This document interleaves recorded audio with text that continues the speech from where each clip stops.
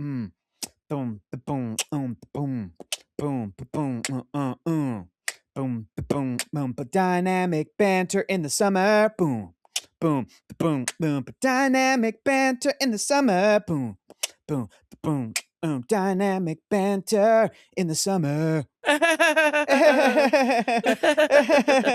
Oh, yeah. Hector, welcome. Oh my goodness. I am so what's the word for like when your friend aroused? What is that word? Not sexually turned on, but like friend turned on. What Like is that? titillated, like Oh yeah, I'm vibrating. I'm like we should, you know what, we should come up with a word for that when Yeah. when your friend excited you enough. Yeah. Maybe it is a little bit sexual. So I'm not trying to skirt that. I'm not trying to tell people I don't that's think not you should okay. skirt that. But I'm saying how I could describe it is like maybe like 95% friend joy, but then a 5% like this is a handsome man in front of me. But the 95% is what I want to name because we have a name for the other stuff. What is the name for the friend excitement that you get? That's a good question. I mean, maybe it's just a slight attraction, like, and it's an attraction, which So it's a clearly, because you're a handsome man attraction? too. Oh, stop. I know, and thank you. Yeah. You should know. I need a good, but I'm coming to you with this because you're the Gagu guy. So I need am the Gagu guy. I need a word, brother. Come on. Dude, we have so much to talk about. I have so much to talk about with you and Hector. It's never a dull moment when I thank you. a time to talk to you, and when I actually have you in my grasp. I know. Because you're kind of you're all over the place. No, my friend. It's you. We're the types of friends that like the most time we spend together is like, hey, will you be a guest on my podcast? I know. So you can sit for an hour and talk. Otherwise, I'll see you for 5 minutes somewhere, and it's so much fun. But then it's like, okay, well, we'll catch up. Look, we have to do this other thing. And right. Last time I saw you, you were kind enough to come and bring your friends to a movie screening of The Mandalorian and Gagu, and you came and saw Star Wars, and you supported your friend. Yeah. Well, I want to talk quite a bit about that actually, because I also brought you up and on my other show, the Valley Cast. We're coming in hot on this. Oh my God, so many shows. I know, and I'll tell you, my friend, none of them are profitable. I know. We don't, that word, boomers killed that word. That word doesn't exist anymore. Boomers made sure to be like profitable, to destroy that for them. No, they can't do that. It's crazy how much we work, how much you work, how much work. Like these grays came in so fast. All these grays, they came in so fast. The other day. Go ahead. Go ahead. No, you go ahead. I was going to say, for the record, I'm very lucky that my partner makes money. Otherwise, I would be on the street like, is that you, Steve Zaragoza? Hey, man, you should do a new producer? Hey, you should do SourceFed again, and I'll be on it. Can I have $100, please? You should just say that anyway. You should just be like, we should do a new SourceFed together. Speaking of girlfriends that kind of bankroll us, I also have a girlfriend with a real person job that's that is absolutely carrying my big fat ass through these past 5 years. Listen, I used to think Spider-Man growing up had like, when you get older and you really look at that comic book, you're like, that's kind of a toxic message that like the nerd could bag a supermodel baddie. Right. But brother, it happened to both of us. Okay. Dude, like it because of our winning personalities. I'm doing air quotes for the listeners. Winning personalities. Because we're funny guys. It's time for us to admit to people, because I've certainly had my share of beautiful women in and around me. Stop. In my life, and I see you surrounded by beautiful women all the time, constantly. And the thing is not in like a romantic way for you, but it's friend arousal. It's what it is. It is friend arousal. Yeah. But I've had some I've been very lucky, and I've had very beautiful women I've had beautiful women in my life, and every time I would like post a picture of me with like some beautiful woman, someone in the comments would be like, God damn, how's this motherfucker bagging all these beautiful babes? Yeah. And I'm like, motherfucker, don't say that. Don't say, how am I bagging all these babes? Look at yourself. Yeah. Yep. You know? Yep. Because First of the all, thing is I'm good. handsome. I'm funny. That's it. Yes. We're handsome. You're handsome and funny. And I'm nice. handsome and funny and nice. And you know what? Maybe you should just try listening. Yeah. How about that? How about stop commenting and start listening? Just start listening. Yeah. Just shut up and listen. Yeah, man. It's that easy. I see those kinds of videos all the time. I'm not dating because I am in a committed relationship, but I'll see like videos about exactly what you're talking about, like dating and whatever. And there are men on the street interviews and all of this horrible stuff. And then there'll be like women that are conducting these interviews and they just ask like bare bones questions and they get just vile, disgusting responses from men who think they're normal, but they say like horrendous shit. And it's just like the bar is on the floor. It's on the floor. Absolutely is. And women are on the internet telling you this. Women are like, the bar is on the floor. Be nice. That's I feel like it.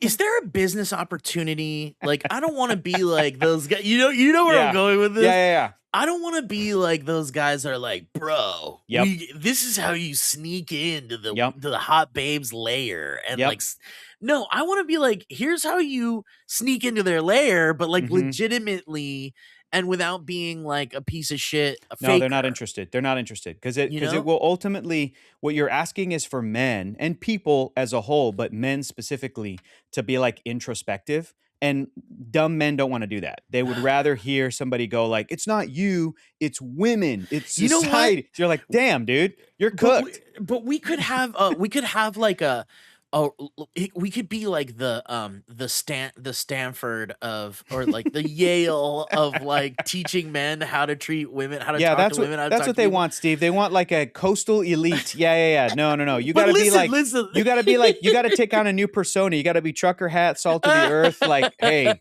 they just want compassion. They just want you to listen. Listen, it's been done. It's been done to hell. I'm ready to be like, there is a vetting process. There is a straight up vetting process in an interview.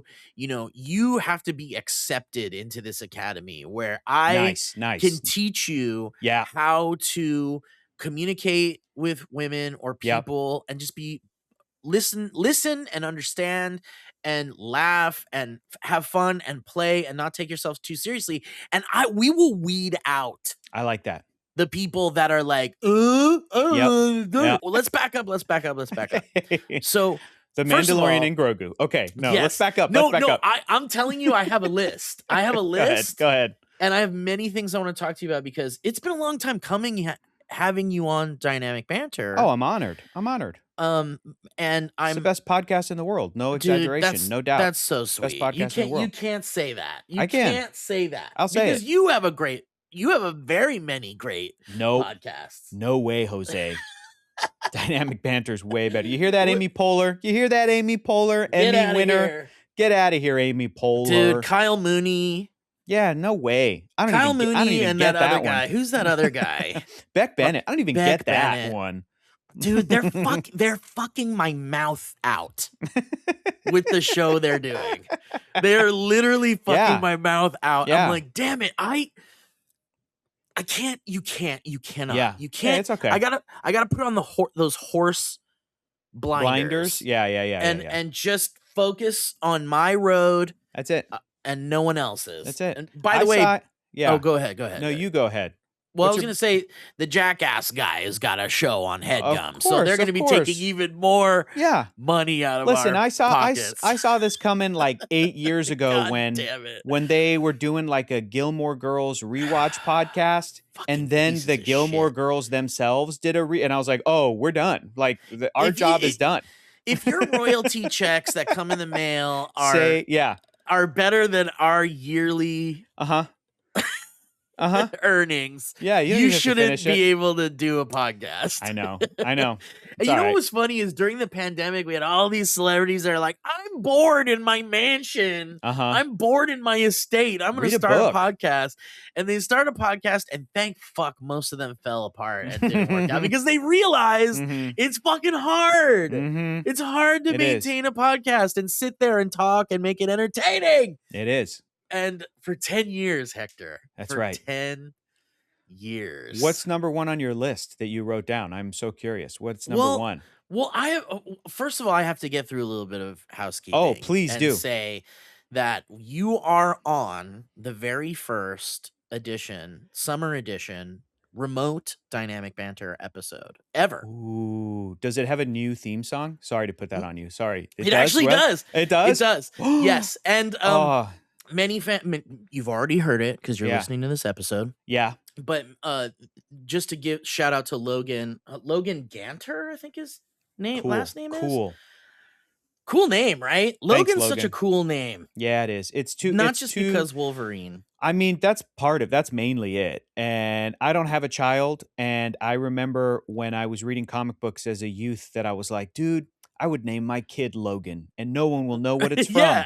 Yeah. And then X-Men movies started to come out and I was like, okay, I still might do it. And then every boy was named Logan and now you can't. Yeah, so, Trisha, our very own Trisha Hirschberger's son's name is Logan. Of course, because he has bone claws. So you have to name him that. But it's also told like them at the hospital. They're like, there's two names. That's it. With bone claws. It's either bone claws or Logan. Logan.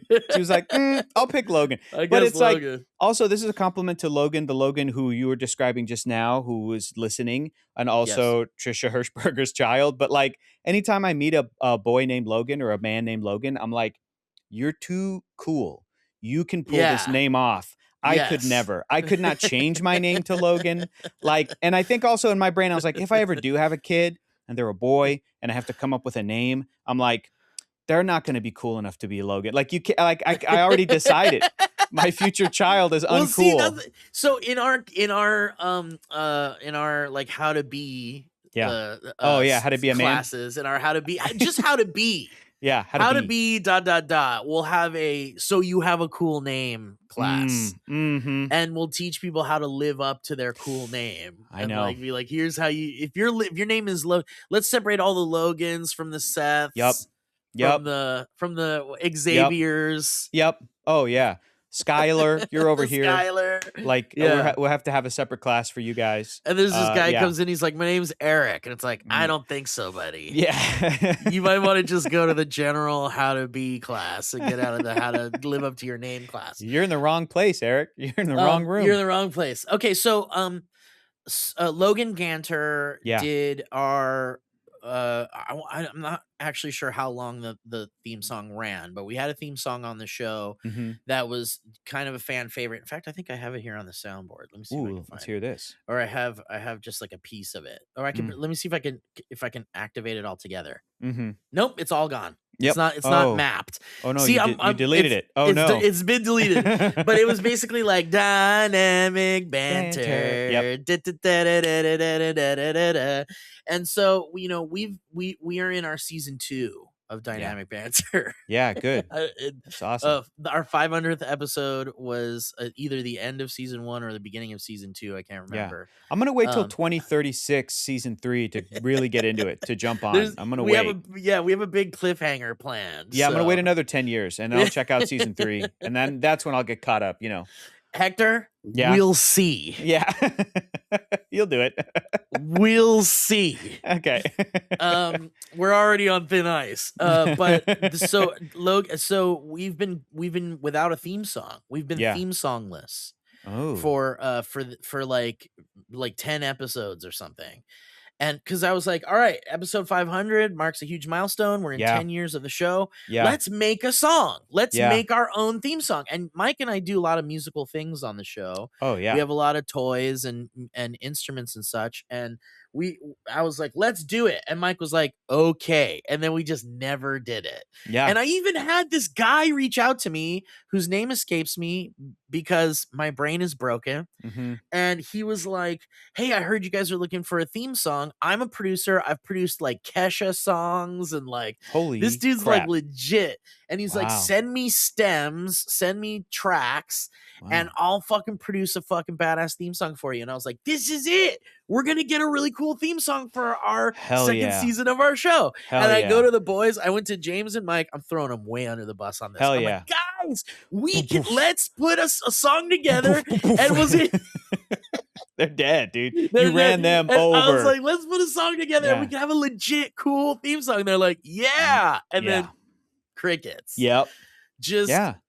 I don't know if I'm Crazy. the only one that gives a shit or if they're too busy, dude. there's They're too priorities. Yes, Yeah. there's just priorities, Yeah.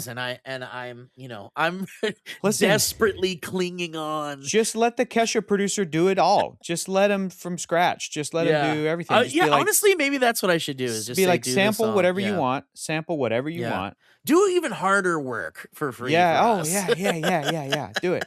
Do it. So we sat theme song list for a while, and Yeah. our buddy Jesse Stillwell, who's a friend of the show, he helped build dynamicbanter.com and Hell yeah. built our Dude, beautiful, with all the bits listed out. dude. Oh my God. I'm jealous. He's like a genius, dude. I'm The dude, jealous. he is incredible. Always huge big shout outs to Jesse Stillwell. Dude, I want to to hire Jesse, but to do nerdy websites that will help no one. That no one will. It's like, well, he's already been doing that for years. Yeah. Oh my God, the proof Jesse. is dynamicbanter.com. That's true. No, that's a helpful website. That's an important archive of helpful information. It's helpful to some. I want to build a website that's like, what's the best order to read Marvel comics? Like, that's not a helpful thing at all. Dude, okay, how about this? Okay. So, have you ever read Scud, the Disposable Assassin? No, but I think I know about that actually. So, hang on. Now I'm looking Rob it up. Schraub. Uh-huh. I'm sure you know Rob Schraub or have heard of Rob Schraub. Oh yeah, I know Scud. Yeah. I think it's Image Comics. Is it Image or Dark Horse? Fuck, I don't know actually. Or maybe it's like IDW or something. I can't remember. It was Image, but it originally was something called Fireman Press, and then I think that's Image got it. That's right. Okay, cool. So Scud is fucking so cool, and I love Rob Schraub. But the reason why I brought up Scud was because you would buy the graphic novel, you buy the trade, the like collect. What do they call them? The trade. You buy the big trade collection. paperback. You buy the trade paperback, and the first page would be like a cast list of who is playing which character, and it's like, this is the voice you should have in your head when you read this person. And it's like awesome. John Malkovich and Molly Ringwald and like all these cool actors. And then it also had a track listing of music to play, and you would get to a panel and it would be like, play Susudio by Phil Collins now. Yeah. Oh my God. Dude, how cool is that? Jesse, let's build that website. Let's do that, but for every comic book ever made. Pick your favorites. Pick your favorites and then build a soundtrack, connect it to Spotify or Apple or fuck Spotify, whatever. Connect it to your own thing, and then say like, here is our definitive like music to listen to while you read these comics or something. Jesse's gonna build the website. It's gonna be at howtobe.com/howtoread. And it's all right there for you. It's awesome. How to read. How to read. Okay, so we've got a theme song. You're in the business. We're in the summer. Yeah, and so I was given the keys to the kingdom for Dynamic Banter, and I was like, all right, if I'm doing like a bunch of episodes my way, then I really want to like have some fun with it. And so I was like, I tried to build out my own song. Okay, great. With my toys and stuff. Let's hear it. And I sent it to Jesse, and he was like, nah. Yeah. Yeah. Yep. And I was like, okay. This is no saxaboom. This is real bad. Don't send this to Exactly. me again. Okay. Exactly. Okay. But let's hear it. Let's play it now for the listeners. Well, I think the listeners have heard it already. Dang actually. it. All right, send it to me later. I'll listen to it later. I'll send it to you later, and I'd like maybe I could play just a little bit of it for you through the microphone here. Okay. DB theme. Oh, here we go. Maybe this is it. Try this is Dynamic Banter. Dynamic Banter. Dynamic Banter. It's really good. I'm sad though. It made me sad. So I'm depressed and sad now. I think it was a little too laid back and chillaxed. And I think for the summer you need something. It's too laid back and chillaxed. You need something that feels like you want to have a margarita. You want to have a Corona. That's okay. Yeah. Summer. A what about summer this track. What about this okay. Oh.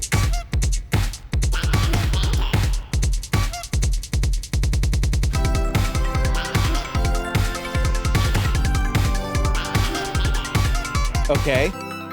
So I played Better. that for Mike, and he was like, "It sounds like a fucking kids TV show." And I was like, "Okay, Isn't that what dynamic banter is? Isn't it though? For the inner child in all of us? Kids that never grew up. It's for the Yeah. Lost Boy. It's Yeah, literally yeah. what plays for the Lost Boys Yeah. in Neverland." But I was like, I couldn't build shit. And then for like a month, I was Yeah. like, I play Fortnite with the boys. Of We course. squad up. It's Of our course. way of de-stressing. Of course. What do they just add? He-Man? What's the newest thing that they got added? dude, new season just started. Oh my God. Season 1012. Yeah, exactly. Yeah, cool. and I haven't touched it yet, but I've heard that there's Arc Raiders vibes and Oh, cool. I all sorts of shit. But yeah, they've got He-Man in there, and they've got Nice. the "what's going on" like course. emote in there. I'm like, course. dude, come on. They've got us by the goddamn balls. Us fucking nostalgia Mhm. addicted nerds are all Mhm. about it, especially us 80s, 90s kids. And so I was talking to the boys in the squad, and I was like, you know what? We don't need a fucking theme song. The show's been going from "this is a headgun podcast" to me farting and Mike grumbling. Yep. And that's just how it has been. And I'm like, nobody gives a shit, and I don't give a shit. And why does a podcast need a fucking theme song? Perfect tee up. I have one right here. I'm just gonna spit one off the top of the dome. You ready? Let's go. Because you want those summer vibes. It's like boom, boom, boom, boom, boom, boom, boom, boom, boom, but dynamic banter in the summer. Boom, boom, boom, boom, but dynamic banter in the summer. Boom, boom, boom, boom, dynamic banter in the summer. It's pretty good, dude. That's pretty good. Sorry, Logan. We've got a new theme song. Sorry, Logan. Makes you feel like you're in a beach. Like you're like, oh, hey, hand me one of them Ronas, and not the viral kind. That's Let me get a good Rona. I'm talking Fast and Furious family barbecue style Rona. Oh my God, dude! And I want to stick it in the sand. And I want to dynamic banter. Dynamic banter. Yep. Exactly. So here's the thing. I'm going to make that the theme song and put absolutely no musical accompaniment. Is literally just going to be your acapella. One request. Can you tune it up to chipmunk speed? That's all I ask. Just like. We don't have that capability. Oh, no. Christmas time is here. It's here. Christmas time. And Christmas I love cheer. my favorite part of that whole song is "Me, I wanna hula hoop." Yep, that's Theodore, right? I think it's Theodore. It's Theodore's not Simon, best. right? That fat it's not little Alvin. pig. Theodore is the best, and Theodore is the proof that like Alvin tries to be funny. That's why he gets on our nerves. I know Alvin's got that whole alpha male thing going. No, and I don't you know buy what? that shit. You know what I think I don't think he's Giga Chad. You know what I think he is? Because I was just watching a YouTube video about family psychology. I think he is the forgotten child. Right? He's not the golden child. Oh, so he's not the golden baggage. child. He's the got golden baggage. child is Simon because Simon's really smart. Right. So Dave is really proud of this smart kid, chipmunk child, mutant hybrid. Right. Theodore has the baby, the youngest child. Theodore's the little fat pig. Yeah, well, I think yes, like affectionately, yes, that's what we call him. This little fat fuck, fucking fat piece of shit, fat fucking pig, piece of shit, fuck, that fat little fucking kid who we love. And then that's why he's adorable. Alvin is like, pay attention to me, Dad. Pay attention to me. So I just stole a car. You're like, okay, Alvin. right. So he's acting up. He's the forgotten child. Theodore, this little fat smear of shit, little pig shit, little fuck, pig rolling in pig fuck, fat shit, fuck, fucking hog is little so fat. He's the funniest one because he's not trying to be. He's just being honest. He's just fucking fat and he's just a fat little pig. Yeah, he rolls into the scene and you're like, who's that? Little roly-poly dump truck ass. Who's this little hog shit? Hide the snacks. Yeah. See, exactly. now I'm deflected. But we love him. What? You're deflecting? What's that? Are you projecting? Is this a self-insert? I'm projecting. What is your chipmunks? The watch out, because here we come. Those are your chipmunks? I guess. To be honest, I think I was ready. Did you grow up with chipmunks? I think I was. Look, I was born in. You tell me. I know you're like a little bit older than me. We'll think see. I was born in 1987. Yeah, you're a little older. I'm a little older than you. You're a little younger. Oh, you're a sorry, baby. I'm older. I'm 5 years older than you. Whatever. It makes no difference. But Yeah. you were at the age where, like, when the Chipmunk show was coming out, you were there. I think I caught it in reruns. Right. So it was played less and less. And then I think in my childhood, they came out with the Chipmunk movie, but I was already kind of not into it. Okay, so Chipmunk Adventure passed you by. A little bit. But I'll tell you, I think the thing that got me was that drug special that had all of them. With all the Ninja Turtles, what was Garfield. It called? The All-Star. Oh, dude. Is that what it's called? All-Star something? The All-Star cartoon saves a child. I forget what it's called. Dude, we watched that in VR. We have a VR movie group. Oh my God. Really? Dude, yeah. We had a time in there, my man. Speaking of 3D movies, which we'll get to in a sec. Cartoon All-Stars to the rescue. To the rescue. Dude. Yeah. So that was your exposure to the Chipmunks? No, much? I wouldn't say it was my exposure. You had seen them around. Yeah, but I was like, who are these guys? Yeah. They're cool because they're friends with Michelangelo, the Ninja Turtle, and Bugs Bunny or whatever. And then, to be honest, also, I'm the nerd who, with all of the nostalgic stuff that we love, every time Hollywood came out with the live action movie of it, I would go give it a shot. I'd be like, is this the thing that's going to get me? God, you just fucking watch everything. I do, dude. I was like, is it like, dude, I saw the movie. What was it? I saw the live action Underdog movie, and it's pretty good. Dude, someone was asking, aren't they making an Underdog movie? And I was like, motherfucker, they made it. It's out and gone. I think it came out in 2007. And I think, and I don't know if anybody watched it, but I was still married. Yeah, exactly. It was the leading cause of your divorce. Was that It was Underdog the leading cause of my divorce. I was like, I need Underdog in my life. And she's like, you can't keep doing this to us. You're tearing us apart. Stop it. Okay, so we got to go back. We gotta go back. We gotta go back. Lost. Just like Lost. Season 3. I hit up my boy Logan and was like, can you make me a song that sounds like elevator music? Oh, I love it. And which did, and then he was like, dude, first of all, I miss you. I still been listening to the show. Yeah. You know, I think he felt a little betrayed because we were using a new theme song beyond his for a little bit. Sure. And a lot of people were like, I want the old one back. And, people you just can't please everybody here. We fear change. We fear change. And I get it. I do as well. And so I was like, Logan, can you cook me up something? And the dude fucking cooked me up something. And I was like, I think this needs to be a little more high energy. And then he went back and put a little sauce into it. Ooh. And my boy, it is a beautiful little banger. Amazing. It just sounds like a cute little, hey, we're chilling. We're in the summer. We're pop open a Corona, just like you were saying. I love it. Dig the bottle into the sand and let's have a time. Dude, when you realize you can dig stuff into the sand, it's a game changer. Dude, your it's feet. The best. It's like number one. Let's do top 5 things to dig into the sand. Okay. Number 5. Sibling, younger sibling. Yeah. Absolutely. Number 4. Pet, like a dog. Pet. Like good, they love good. it. Then they love it and they get all excited, right? Love it. Number 3. The body. The body. Oh, yeah. Yeah, absolutely. Dig the body into the sand. Yeah, no one will find it. Similar to 5 and 4. Not as fun.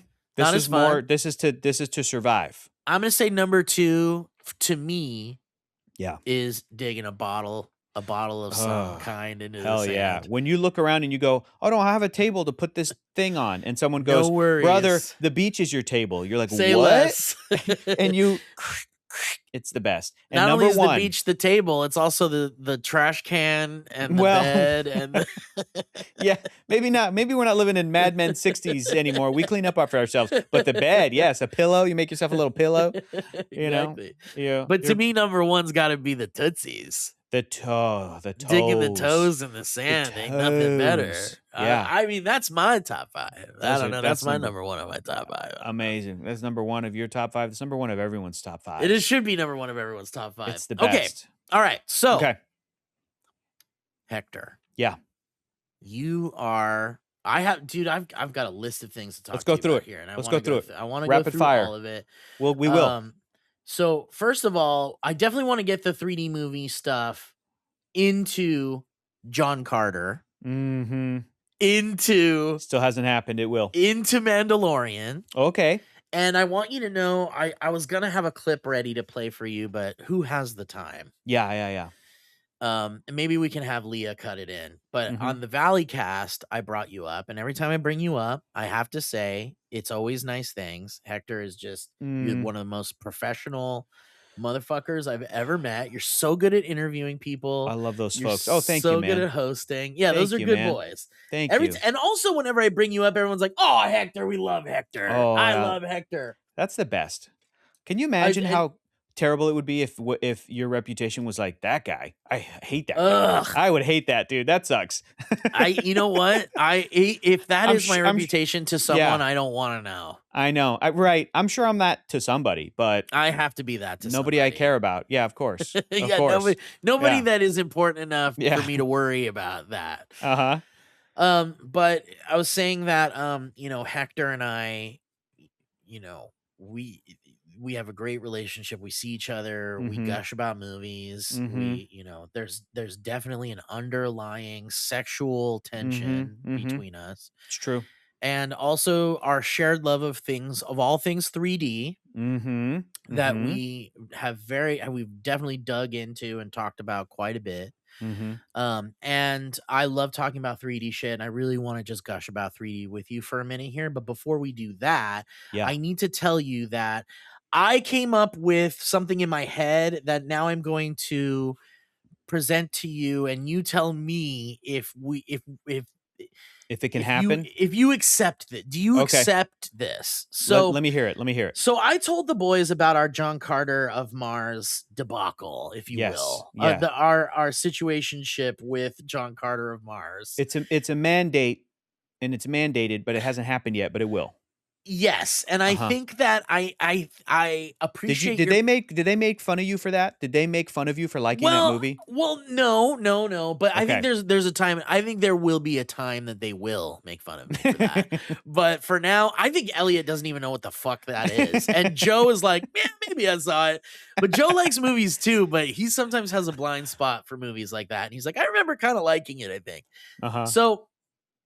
The story, which I maybe have told on DB too, but I'm going to tell the very short version of it. We got Mhm. into talking about 3D movies, Mhm. and you mentioned your 3D TV, which I'm Mhm. so jealous of. Just get one, And brother. Just get one. what do you mean just get one? Just From get one. where? Facebook, like Craigslist. People are getting rid of those suckers all the time. Really? So people have Brother. had them and they've just been Brother. sitting on them? My most okay, so again, with my wonderful partner, knowing how important this stupid shit is to me, I had one 3D TV that I've had since like probably since as long as you know me, Yeah. for 10 years or whatever I've had it. Right. It went from like my apartment to the house that I lived in to, my next apartment to this place.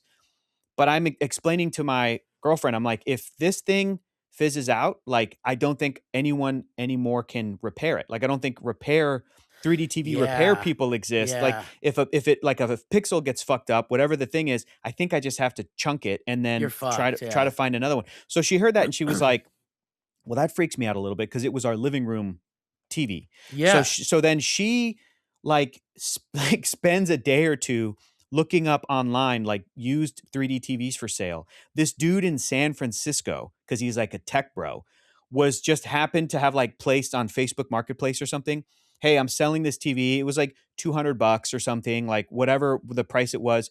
It was basically still in the box because he had it from when he bought it. And he Oh was like, I shit. took it out and I used it a couple times and then I put it away and it's been in storage and it's been in my garage and, I don't have space for it anymore.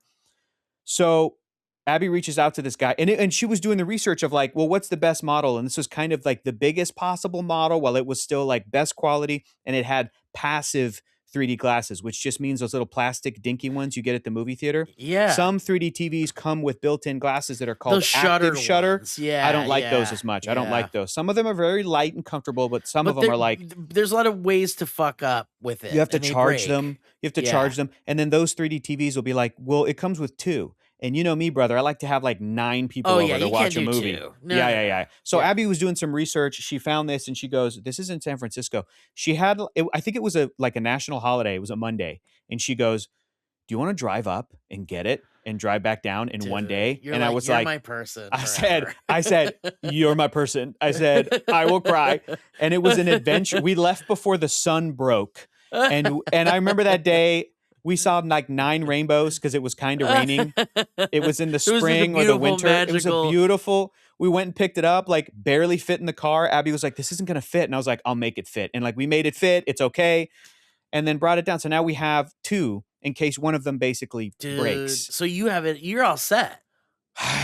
But this, Whatever. how long ago was that though? This was maybe like a year or 2 ago. Okay, so you're So, because I haven't missed the boat on potential people getting rid of their 3D TVs. Dude, and I there's a bet chance you, I could still brother, bag one. I bet you even you just posting this episode, Someone's gonna reach out. Some fan is gonna be like, "You're not gonna believe this, brother. I got one in the garage. Just come I'll get ship it. it to you. Just come get it, or I'll ship it to you." Yeah.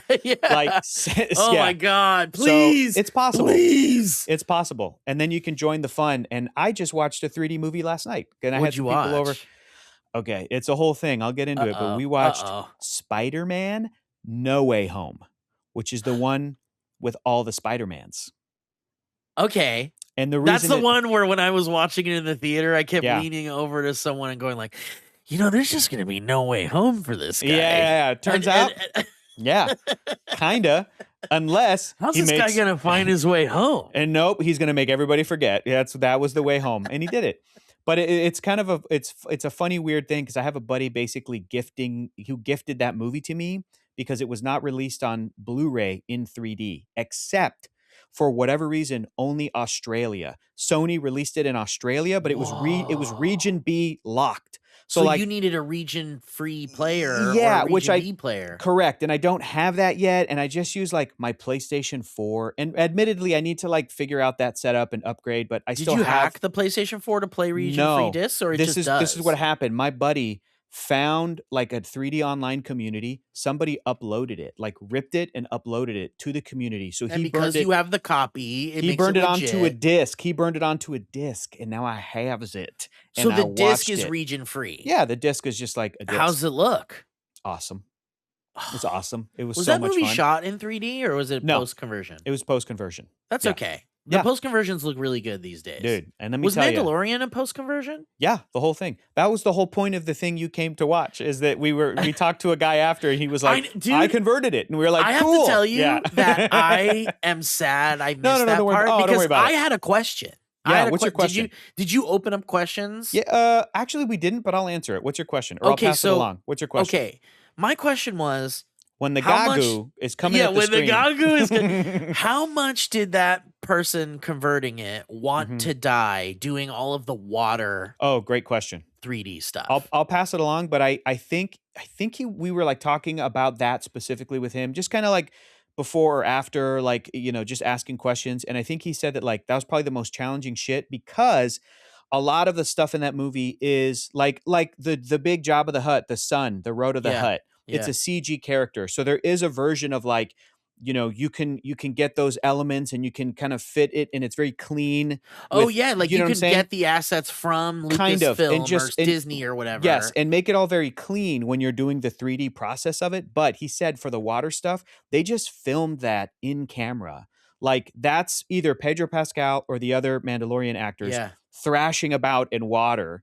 It's not like CG water is what I'm saying. It's not like a separated It's real thing. on Yeah. set physical. So he water. was like, yeah, it was a huge pain in the ass, as was all of the jungle stuff. Like, Yeah, you need dude, that was the leaves and other everything. thing. Yeah, Everything. Yeah, and yeah, I yeah. was thinking this must have and it looked great. I was Yeah. looking for yeah. because I way back in my early days we talked about this. I Mhm. did some of the earliest 3D conversion stuff for the King What? Kong 3D. That's right. Oh my gosh. That's and right. Were you doing like rotoscoping? That's parts and right. stuff? Yes, I Dude, was. So There was a software where we Mhm. went in with Wacom tablets and we just traced them and dimensionalized them, which is Mhm. what the process was called back then.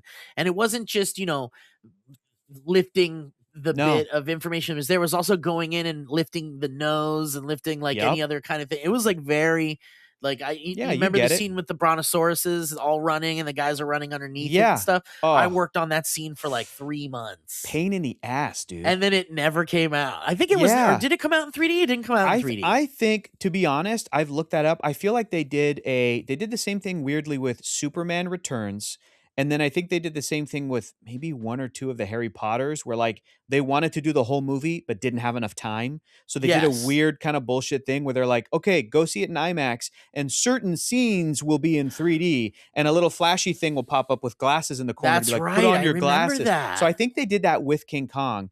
And, you know, Peter Jackson being who he is, I'm like, go back and finish it. I'd watch all Dude, of his it King was Kong done. movie. Yeah. We had the whole My movie God, done. stop, bro. And we would watch Stop. dailies, and it was fucking incredible, man. I bet, dude. And they that's a fun movie. That movie's cool. I love it. I love the director's cut. I love the theatrical cut. And a lot of people, they don't. I know. No, I know. Dude, I even love the HFR Hobbit stuff. Ooh, there you might lose me. You didn't love the HFR? You didn't love the HFR? I don't think I like the high frame rate, but I have the Hobbits regular and extended edition in 3D. So I have technically 6 versions of those movies. But because I don't want to shit on post conversions. No, go ahead. And for those of you that are like, what the fuck are you nerds talking about? You they fat checked out. fucking pigs. Yeah. So post conversion is when a movie was shot in regular 2D. Yes. Just like any old film. Yes. And then they take it into the computers. Yep. And they make it 3D. Yep. Using the information that exists in 2D. Yep. And a 3D shot movie is shot with 3D cameras. I think The Hobbit was like that for the most part. Yes, Hobbit was shot in 3D. I have mixed feelings about both. I think there's pluses and minuses to both. Like, I think that for the most part, I prefer converted 3D movies because the movies that I own that I think were shot in 3D, like the first, or I guess technically all the Avatars, but now Avatars 2 and 3 are just all CG because they're all CG. Oh, that makes sense. Yeah, because they don't have many humans anymore. So it's like the first movie that had human stuff where they're in the labs and shit. That's James Cameron with 3D cameras. And I think it looks cool, but sometimes it does look wonky. And I think it's because when you like absolutely confirm the settings on the day, when you're in the camera and you're like, I want this scene to be this much 3D, and you like lock those settings in, that's what you're stuck with. You can't go in and like change it. You can't. So then if the visual effects guys are like, we are making the depth this deep, and it doesn't match the live action stuff, then you're getting like all sorts of depth issues. And yes, like and I'm not saying that the first Avatar movie like doesn't line up. It all lines up, but there are moments, especially with the human stuff, that sometimes it's a little bit uncomfortable with the 3D because Jimmy Carams, he's pushing it. He's like, let's go. Let's fucking give these motherfuckers eye strain. When you're in headaches. the lab, he said, you're in the lab and it's 18 feet long, you know? And it's almost to like, you watch those movies and then when we're in the jungle and everything's CG, it's almost a little bit more comfortable because I think in those CG settings, you can manipulate it. You can, you go in with your second camera in the digital space and go, this was too much 3D. Let's crush it a little bit or let's extend it or whatever. So I just like that aspect of it. But I know that also it comes with like all of the finishing fine touches that you're talking about that like you used to do, where when you shoot a movie in 3D, you're done. Like that's what you get. Again, unless then you have to add a CG Spider-Man and a lizard or whatever. They can manipulate it more as well that way. Yeah, I think so. So, you know, and I'm surprised. Like we've talked about VR stuff before, because as you were talking about. What do they call it? The IPD, the what is the the interaxial or whatever? Like and it's like eye distance. There's like an eye distance. There's all this like technical shit that suddenly creatives, programmers, filmmakers have to kind of like fuck deal with and lock in. And with VR, a lot of VR games are 3D. A lot of VR software, a lot of things that when you jump into VR, it's 3D. And you basically had a bunch of developers, indie developers, AAA studios developing titles and just kind of going like, this is how the depth of our game is going to be. Right. And this is how the movement of our game is going to be. And then some indie developer would be like James Cameron and be like, if we're out in the open, that fucking distance is going to be like a million miles. Totally. And what ended up happening was a lot of the first early adopters of virtual reality and a lot of these software were kind of the guinea pigs of what can a human handle. Exactly. What's the limit? To where before you're like, oh, my eyes hurt. Dude, making people sick, making people eye strain, headaches, eye problems. there were even some people that came out of VR and had like existential crises because they're like, is it, where am I real? And you have all these people kind of, you know, they all have to get on the same page. I feel like there has to be this kind of like decided upon depth that humans can handle. You got to bring like the math guys in and the health guys in and the doctors in. It's so interesting. I imagine it's the same as like when they were developing filmmaking technology. For and sure. They were like 24 frames a second, pretty comfortable. They're like that, like, and anything more than that, like a high frame rate, we go, why does this look like a soap opera? It why looks does like this I'm look watching like sports? Why is this, you know, what's different about this? If some of these filmmakers like James Cameron or Peter Jackson or Ang Lee were like, oh, it's closer to life. And then you start going the psychology of like, but do I want to look at life? I know. I go to the movies to go to a different world or to be transported elsewhere. We're just used to certain rhythms and stuff. You want to know something really cool when it comes to VR? Yeah. So me and my YouTube buddies, Adam and Augustine, we went to this event for The Mandalorian and Gagu, like maybe a week before you saw us. And at this event, we're talking to some muckety mucks, and it was really nice and cool. There was a muckety muck there, a guy named John Knoll, who's like a Lucasfilm visual effects head honcho. He's I'm sure also, I've seen his name on posters or 1,000 things. Featurettes. He's a visual effects, like, you know, one of the godfathers. He also co-created Adobe Photoshop. So you're holy shit. Like, this guy's been in the game since like 70s or 80s. This guy knows his shit. But we were talking to him. He's technically the guy at Lucasfilm who kind of would oversee, supervise, and approve the 3D being done by the company that our buddy worked at. So our buddy was like supervising it, but then John Knoll is the Lucasfilm guy that had to like sign off on it, right? Yeah. So we were like excited. The three of us were like, "Oh, this is who we are. We like 3D." And he was like, "Okay, nerds. This all is right." like King 3D here. Yeah. So we're talking to him, and then he goes, "Can I tell you something?" And we're like, "Yes." And he goes, "The way that I would see most of those shots to like approve of them was in VR." And he was like, I was using an Apple Vision Pro or whatever they gave him. Cause I don't know if he was like, if he was just in his office or if he was on set, I don't know where he was, but he would get sent like, okay, John, here's the next shot from The Mandalorian and Gagu in 3D that you have to approve. He would load it up in here because in there's that setting of like, you're in a theater.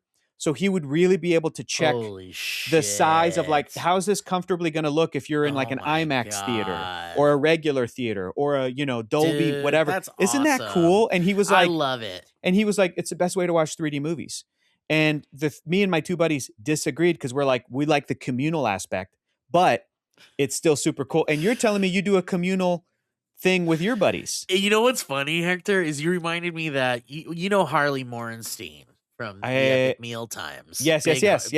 Big Harley. Yes. He has a friend named Amir who is also an Epic Mealtime guy. And he is a huge 3D nerd. He's got the 3D TV and he's got the 3D Blu-rays collection. Send me his email. I'll connect you guys. You know what else is funny? I've been wanting to meet Griffin Newman for this exact same reason. Is he a 3D guy too? Yes, massive. Oh shit, he's got to be easy to connect with because we have a lot of crossover with that guy. Is it weird if it's like, hey, you don't know me, but I'm emailing you because I just want to talk about 3D. The thing is you have the cred. All you have to do is be like, hey, I know this guy, and I know you know this guy. Are you doing movie nights in 3D with Harley and the gang? What's the deal? So yes, we've been doing movie nights in VR since the pandemic. Good. And we don't always watch 3D movies, but we often do. Good. And because can I tell you something? Can I tell you something that pisses me off? You guys in your little VR world, in your little Apple world, you guys have access to 3D movies that you can rent or purchase that were never put on a 3D disc. That's right. You motherfuckers can watch James Gunn's Superman in 3D whenever you want, and I can't. That's right. And it looks pretty fucking good. Dang it. It looks pretty fucking good. And so maybe, I mean, look, man. Maybe I gotta get a VR. Get a headset. Look, you get a headset, I'll get a TV. And then we'll compare and contrast. It'll be sold by the same guy. We'll show up on the same day. We'll be like, he's like, I'm getting rid of all my 3D shit. Here, take it. I hate it. I hate 3D. I lost an eye. I can't look at any of this. Please. No, he poked one out because he hates 3D so much. I hate it. Yeah. But so we were watching this with VR. We were having a 3D VR movie night, and Harley was like, What movie? I think it might have been Jackass 3D. I still haven't seen it. I'm waiting. I still haven't seen it. That's amazing. I heard it's the best one. You have to hop in. I heard unironically, it's the best 3D movie ever made, is what I've heard. There's also, you know what else is also like a crazy, you would have never known, incredible 3D movie is there's this Hitchcock movie. Oh, it's What is Hitchcock? it Are you sure it's called? Hitchcock? It's Hitchcock. Oh my God! Then Hitchcock shot a 3D movie, dude. I might have it. Let me. Yeah, because look I have it up, some older. please. I have some older. It's movie. called like Lampshade or Lamp. Oh, is it Dial M for Murder? Yeah, I have that. Oh, it's Dial M for Murder. What am I saying? Lampshade. It's called Lampshade. It's called Lampshade. It's called It's Rear Dial M for Lampshade. Murder. Dial M for Murder. I have it, and I haven't watched it yet. And I know, dude. Let me give you the other one. The other one from the 50s, I think, starring Vincent Price, that Martin Scorsese says is the best 3D movie ever made. What's that? House of Wax. Pretty fucking good, dude. I've Pretty seen good House movie. of Wax, and it's in. It was shot in 3D. Yeah. Dude, it's good. Okay, it's good, right? We'll get to John Carter. Yeah. Here's another one. Creature from the Black Lagoon, also from the 50s. Oh, that's right. Black and white. That's right. So fun. That's so fun. Okay, I'm gonna forward to watch that Dial M for. I haven't seen. I have like literally the Blu-ray. It's in my house. incredible. I gotta watch it. Okay. Not only is it a great movie, you can see that where Hitchcock is playing with the 3D format. I love it. And it's just he seems to be having a great time. In top form. So anyway, we were watching Jackass 3D in VR, and the opposite of Dial M for Murder. Yes, exactly. I know Hitchcock is spinning in his grave. Those bones are just grinding down. Yeah. And we were watching Jackass in 3D, and Amir pops in, Harley's friend, and he's like, "What is this fucking bullshit?" Oh, Amir. And we're like, "We're watching in 3D," and he's like, "This isn't fucking 3D. You're not watching 3D." And I'm like, "Motherfucker, this is 3D. Yeah. This is digital to digital in digital 3D." And he's like, "Nope." Because he was like, he left. Oh no! He said, "My friends are liars." Turns out he's blind in one eye. Is that what he learned? Is that what we learned? Oh no! He's just like a hater, 3D snob. I think he might be blind in one eye. I think you guys need to have an intervention and check. But he swears that the only way to watch, because we had a few other 3D movies to pull up, and he's like, I have this movie in 3D and it looks fucking incredible. Pull it up in here and let's take a look at it. And I pulled it up, and he's like, "Doesn't look good. This is garbage. Whoa. This sucks." And I was like, "You don't know what you're talking about. Whoa. You don't know what you're talking about." It was crazy. I'm listen, man. I'm very intrigued, and I almost want to. I want to do like a taste test, because you got John Knoll, 3D expert and like visual effects guy, saying that the VR is the way to go.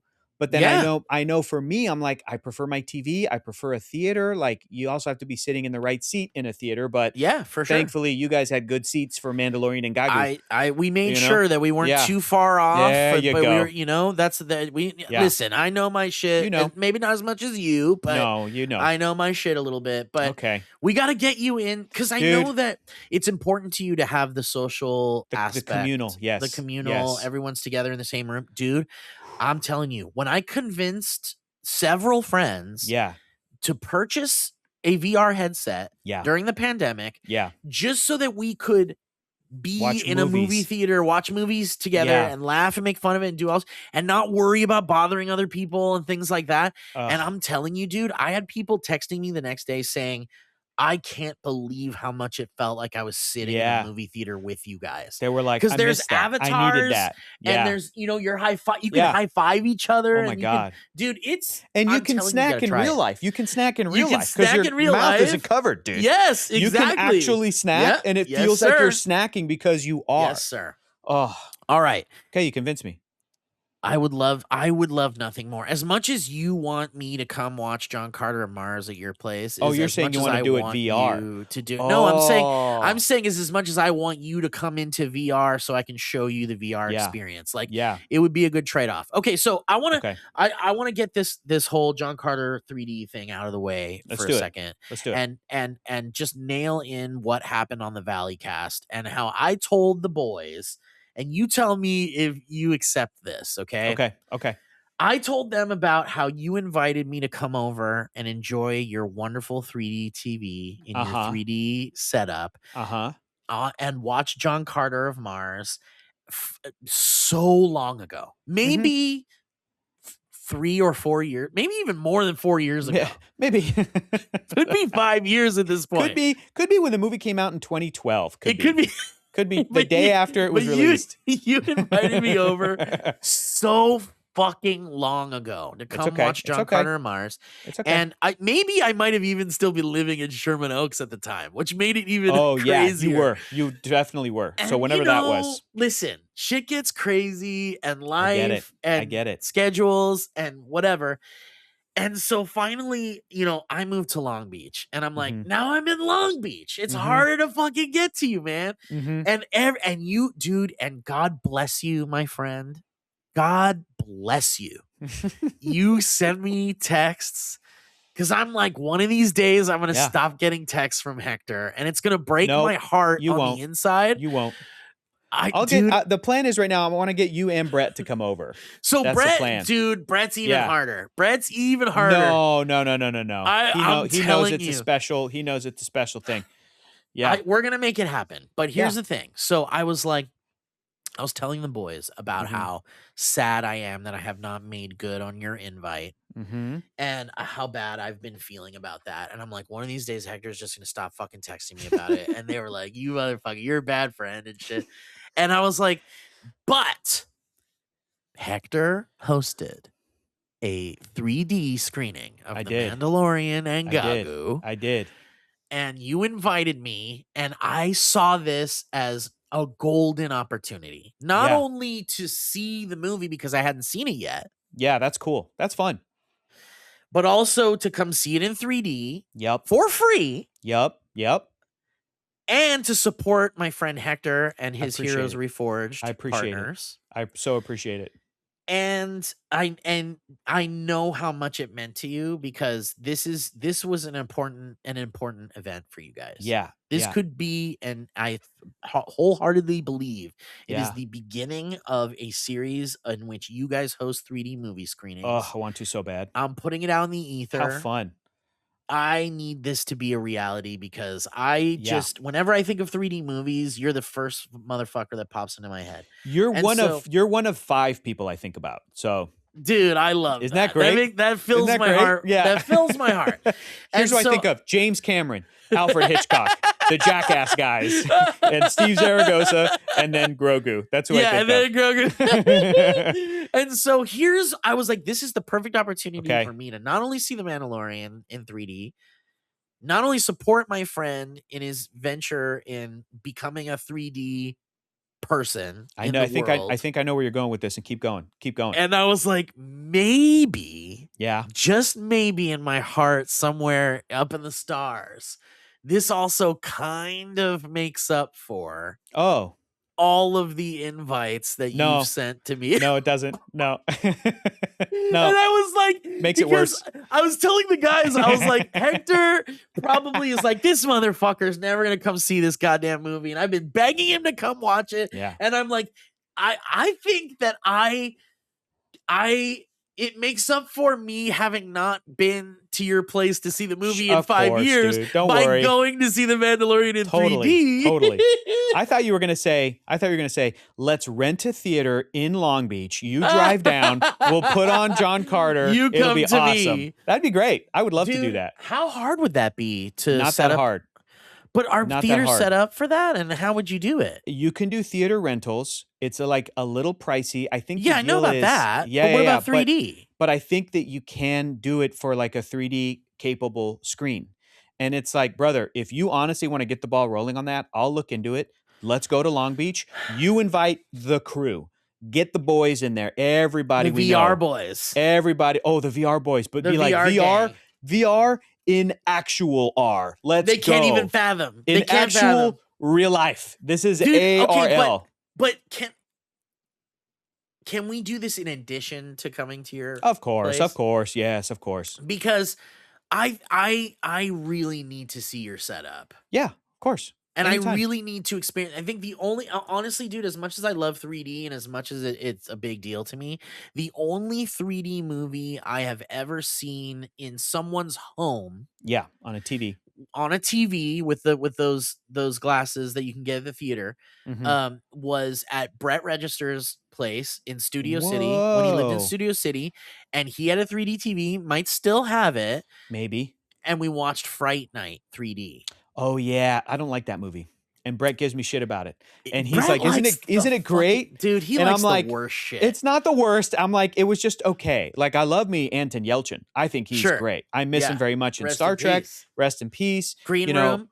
Green Room, like what was that? Charlie Bartlett. Like he's a Charlie great actor. Bartlett, yeah. But Brett's really jazzed on that movie, and I was like, that's not my thing, dude. That's not my So the movie's not great. I agree with you. Yeah. And Brett's movie taste is fucking wild, man. It's like not that wild. It's fine. It is. It is, man. It really is. But you know what? Yours is kind of wild too. Yeah. No, mine is. I don't. You think like my a lot taste, of crazy shit. No, you're being nice. I like a lot of dumb mainstream shit. I have baby. I like taste. a lot of dumb mainstream shit too. No, you don't.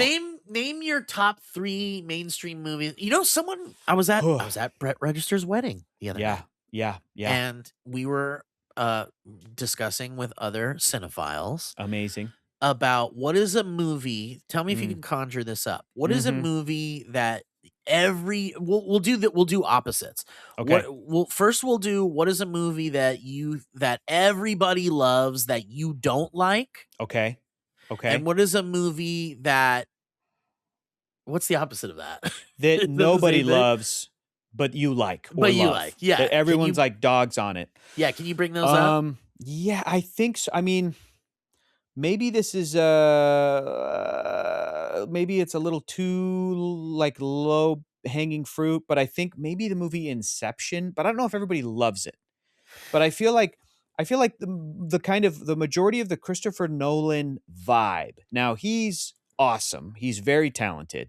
And I thought I wasn't going to, I'm like rewatching them all right now. I thought I wasn't going to love Interstellar as much, but then I rewatched it and I was like, this is a banger of a movie. Like it's really, really good. It's good. But I don't think I love Interstellar. Like I like it like 4 out of 5. There are people that love it like it's the greatest film ever made, 5 out of 5. It's kind of crazy. It's crazy how there's some people who a little bit see that as like the greatest sci-fi movie that's ever been made. Yeah. And it's like, go watch 2001: A Space Odyssey. Exactly. So maybe in also like Inception, I think I'm like at a 3 out of 5. I'm like, this is good. But maybe not. Maybe it's not Inception. Maybe I don't know. Something about Inception to me when I first saw it was, and I love Nolan. I think he's a great filmmaker, and I think he makes really smart movies for dumb people to feel smart. Yeah, for sure. But he's also a good filmmaker and a good director, and he's good. But my thing I've always felt about Inception, and tell me if you agree with me on this. Inception,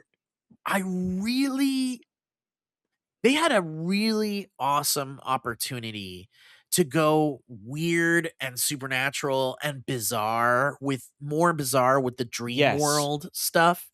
And I was really disappointed that all we got was like the buildings kind of like cascading a little bit. And I was like, and then some hallways that twist around. And I'm like, where are the werewolves? Where's the sex? Where's the people talking backwards? Where's the clocks? Where the digital words? Where's the real dream shit? Is this just what high profile, serious, not creative people dream about? Like, is that what that was? Right. Is this what dreams may come? Really? Because I saw some freaky deaky shit in other movies and in my own dreams. No, I know. It's like it all boils down to like an action movie with guns that they're like using to like, a little bit. And maybe that is a good answer for me. But again, I don't hate the movie. I think it's good. But I'm looking on like IMDb, which is also a weird metric and a weird thing to look at. It's the number 14 greatest movie of all time, or like the top movies. I don't think that's where it belongs. And I'm like, no, dude, like that. They put it above Empire Strikes Back or The Matrix or Goodfellas. I'm like, nah, dude. Wait. Nah, I know. That's now I'm fired up. Right? Yeah. Let me out here. That's not one I can agree with. I absolutely fully disagree with that. Yeah, but listen, Matrix is way better. 1,000%. Even though it's cheesy as fuck, and it doesn't, But Matrix Matrix paved the way for so much. Yeah. And Inception was just like, oh, that's good. What's next? Yeah. Exactly. Matrix changed the world. I know, dude. But again, I think that it might be low hanging fruit, but it's like kind of easy to punch up that way with Christopher Nolan because he's just the most popular director for movie fans on the internet. Do you know what I mean? Right, For especially for movie bros and men to be like, his entire filmography, it's amazing. And I'm like, right. really? Like Insomnia? No, it's not. It's fine. He's good, but it's, so Insomnia's not great. no, it's fine. What'd you think of Tenet?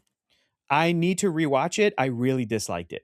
But Okay, so I know I'm not in yeah. the minority on that one. I feel like most people didn't dig it. I think Tenet went too far in the Yes. trusting your audience to be on board with all the weird shit you're doing. Yes. And I think a little too Interstellar complicated. I think Interstellar is, for me, is my perfect balance because he's doing Right. a bunch of cool sci-fi concepts, but it's also like, but here's the emotion. It's a dad and his daughter. Right. And that's the most important part of the movie. When you watch Inception, it's kind of not the most important part of the movie is like No, the it's not. emotion of the Yeah, human characters. yeah. It's more of like the trick of what they're Here's a doing. and- heist kind of thing. Yeah. And it's like, it's easy to pick that stuff apart. It's still very visually, look, Doctor Strange ripped off a lot of this stuff Yes, from they Inception, did. like because that shit looks cool. And I just saw Doctor Strange pull that shit last night in the Spider-Man movie when Spider-Man steals his little box. Man. Doctor Did Strange that look starts really cool. starts throwing Inception at him, and it's great. It's super cool. It's really cool. The I think kaleidoscope, what they, what they did in Doctor Strange should have been what they did in Inception. They should have gone way more abstract and weird with all absolutely the visuals. a little more abstract, a little more weird,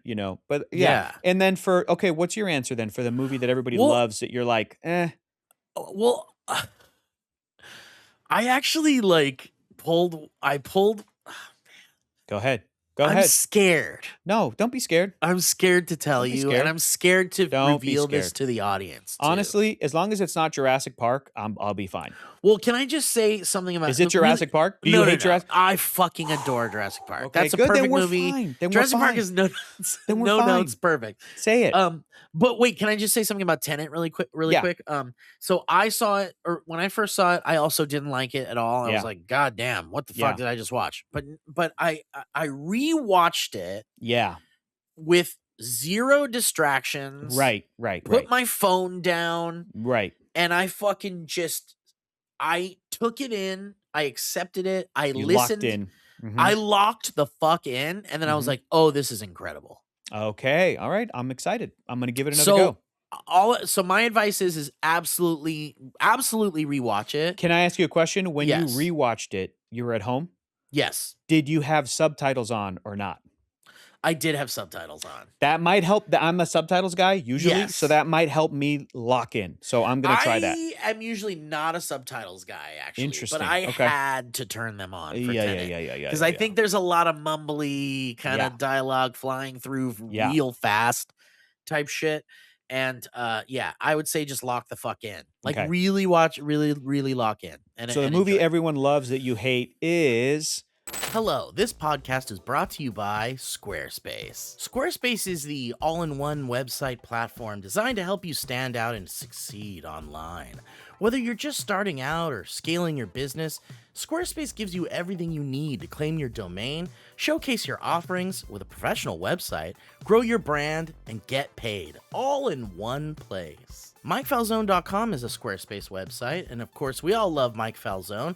If you check that website out, you'll see how easy it is to build a beautiful website using Squarespace's tools. Mike didn't have to do nothing to build that website. All the tools were available to him without installing anything, without updating anything, without upgrading anything, and as a matter of fact, he probably did it all from his phone. But that's all hearsay, because you can also do it from your computer too. Squarespace has all the tools you need to showcase your offerings with a customizable website designed to attract clients and grow your business. You can get paid on time with professional on-brand invoices and online payments. Plus, streamline your workflow with built-in appointment scheduling and email marketing tools.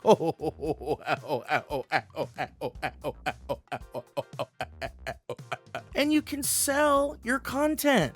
Squarespace makes it easy to monetize your content by selling access to online courses, blogs, videos, and memberships. Start with a fully customizable website and earn recurring revenue by gating your content behind a paywall. Simply set the price and choose whether to charge a one-time fee or a subscription. So head to squarespace.com/banter to save 10% off your first purchase of a website or domain using that offer code BANTER. That's squarespace.com/banter to save 10% off your first purchase of a website or domain using the code BANTER. And now back to the show. The Godfather, Shawshank Redemption, Evil Dead 2, Jaws. Come on, I'm going to keep going, man. You got to give me one. Thelma You're and close. Louise. It is a Spielberg film. Indiana Jones. Schindler's List. It can't be Schindler's List. I fucking hate stop. that movie. No, Yeah. it's not Schindler's List. No, Schindler's List. Masterpiece. Yeah, E.T. Oh, come on. What the hell does everyone Come love on, that man. you're not? Come on, you're getting close. Okay. Do you want me to say it? It's not. Hang on. It's not Jurassic Park. I'll get it. It's not Jurassic Park. It's not E.T. It's not. Is it Jaws? It's not Jaws. Nope. Jaws is And great. it's not Schindler's List. And it's not Indiana Jones. Nope. Is it You're missing a pretty big one. We're talking 90s. Amistad? No. The Lost World Jurassic Park? No, earlier. Hook. Brother, that's fine. I get it. That's fine. What do you No. Don't like Hook. That's okay. Look, there's also a lot of movies. I think this might be I do want to rewatch it. Can I tell you something morbid? I think I've been waiting for Spielberg to die. And then I'm gonna watch. Is that morbid? And then I'm gonna watch all of his. I'll be like, and he's done. Okay. Dude, and he's done. I can now go in. That's Again, just like season 3 of Dynamic Banter. I'm gonna wait another 10. Can I be a part of that? Of course. We'll do a Start from the Spielberg beginning. retrospective. Start from the beginning. Dude, and you've seen Duel? Have you seen Duel? I haven't. I've seen his biggies, but I haven't. And there's a couple in his filmography that, like, I haven't seen the BFG yet. I haven't seen. What did he do? BFG's so bad. I watched BFG on a plane coming home and was like, I watched. no. I didn't like Tintin. That's a 3D movie that he directed. I love Tintin. Yeah, it's okay. I love it. It's okay. We're different. It's all right. Dude, Spielberg, Edgar Wright, Peter Jackson, Simon Pegg. Yeah, didn't do it for me. I know. It's great. It's great, okay. man. Andy Serkis, Daniel Craig. I get it. Yep. Jamie Bell. John Williams. It's stacked. It's a stack to cast. It's stacked in the. Yeah. What about 1941? You see 1941? Haven't seen it. So once Spielberg croaks, when he fucking dies, is when I'm going to go, okay, first thing he ever did. Is it Duel? Is it the pilot for Columbo, which he directed? And it's amazing. Like, I want to see every TV thing so he did. So you're going to throw in amazing stories and everything? Dude, let's do a special series. I'm in. Where we watch every single Spielberg thing and we review it and we rank that. We rank every Spielberg movie. And maybe what we do is we bank it. Ooh, and wait for when he dies and be like episode 1. Or no, we wait. We'll wait till he dies, and then we'll bank it then. Like that way, we're not doing like next week. We're doing that. Well, I don't know. Maybe we'll talk about it. We'll talk about the production. But because people really will stop listening for like a good chunk. They'll be like, oh, okay, after like Catch Me If You Can, they'll be like, and I'll come back for West Side Story. Like, it's like we're here for the terminal, guys. Yeah. Here comes the terminal. It's like I don't know about that. I am Job. Job. I am Job. Okay, so can I defend myself about Hook really quick? No, you don't have to. What I was going to say was there's audience members that are clawing. They're deleting Dynamic Banter from their podcast. I'm gonna make them feel better about it. Okay, what they have for that movie is very special and it is pure. And absolutely, you're not taking anything away, because I get that when people see that movie and they talk about that movie, because we're all that way with certain movies, even if there might be some issues with those films. It doesn't matter, because that hits you in the childhood. Right. And I'm not trying to diminish the good things about that movie. If somebody's trying to come on and intellectually defend Hook, go for it. You can. Right. It's probably great performances, great acting. Robin Williams, there are people screaming at the screen now. They're like, how can you be mad? It's Robin Williams. It's like, he was in some stinkies. It's fine. Absolutely, he was in some stinkies. That doesn't matter. The point is that I think that movie is a prime example of what I'm describing, where it's like, maybe it's not the best. And when it came out, it wasn't really critically well received. And everybody, like all the adults in the room, were kind of like, this one's not great. This one has some issues. But all the kids were like, this is my shit. That's the thing. And that's okay. I feel similarly about when I talk about the prequels. Yeah. Also. Yeah, same thing. Like, I sat in that theater. I stayed not overnight, but I was there early morning maybe 5 a.m. at the Mhm. theater in Valencia or Antelope Valley, wherever the fuck I was with my cousin and brother, waiting for the first showing of Phantom Menace the day it opened. Mhm. And I was sitting in that theater with my dreams being crushed before my eyes. Yeah. We had tickets for the very next showing also. We bought 2 showings. We bought the first showing and then the one right after our first showing. And Mhm. in the second one, I was like, I just need to know that what I saw really was what I Mhm. saw. Mhm. And when we went to that second showing, I was like, wow, this is crazy bad. Mhm. And I know that there were a lot of people who saw that movie and were instantly in love with it, but they were a In. lot younger Yeah, for sure. than me. For sure. And I think about the way I feel about Goonies. I Yeah. fucking love Goonies. I think Yeah. it's perfect. Yeah. I even love that the kids talk over each other, and I Yeah. love how cheesy it is and how it's just a fucking cheese ball fest. Mhm. But I know that there's a lot of young people who didn't grow up with Goonies who watch that and go like, "This is fuck. You guys like this movie?" For sure. For sure. And so that's how I feel about Hook. It's Yeah. that I know there were a lot of young folks listening that Mhm. absolutely adore that movie because they saw it as a kid and it Mhm. means a lot to them. And Robin Williams and all that shit. And my whole defense is that I think it's a fantastic score. Mhm. I Mhm. think the set design is Mhm. fucking immaculate and perfect. Yeah, you I can think it yeah. is a beautiful looking film. Yeah. And I will say this, Robin Williams, Yeah. fantastic. Yeah. Great Peter Yeah. Pan. Yeah. Dustin Hoffman, fantastic. Perfect casting as Hook. Mhm. Everything after that Mhm. just doesn't work for me. For sure. For sure. Tinkerbell sucks. The Sure. Lost Boys suck. Yeah. The fucking skateboarding, dumb bullshit, Yeah. skating rink shit. Yeah. I just can't do it. I think Rufio sucks. I Ugh. think I do I love do. Dante Bosco though. We love Dante Yeah. Bosco. Yeah. Absolutely, he's fantastic. But Yeah. You just can't connect to it. But I listen, just think it's I when we don't do connect our to it. Spielberg is dead podcast and we Yes. get to that movie, maybe you'll feel different. You know, maybe We maybe should call it Spielberg is dead. yeah, Spielberg is dead. Episode 1, like duel. Like like that's fucked up. That's really mean. That's really mean. Um It- but hey man, in this economy, you have to, you know, you have to kind of elbow your way in there yeah, to and get we're some all attention. yeah, Maybe absolutely. it's also too where like I don't know the full story of the production of that movie. Sometimes when stuff like this happens, you'll go back and read on it and you'll be like, "Oh, the director was going through this or whatever." Oh, well, actually, what I do know Yeah, is that it was meant to be a musical, interesting. and And was changed and there's demos. There's interesting. like demos Yeah. of music and Yeah. songs, Yeah. and there is actually one song remnant left in the movie. That little girl, when you're wah, wah, Yeah. wah, like she's singing that fucking thing. That was like one of the musical songs. Do you have Steve, do you have a movie then that is your hook that you might think is like maybe it's flawed, whatever, but like this hit me in the childhood. When this came out, I see nothing wrong with it. I think it is perfect. And other people might not like it so much. Yeah, yeah, yeah, yeah.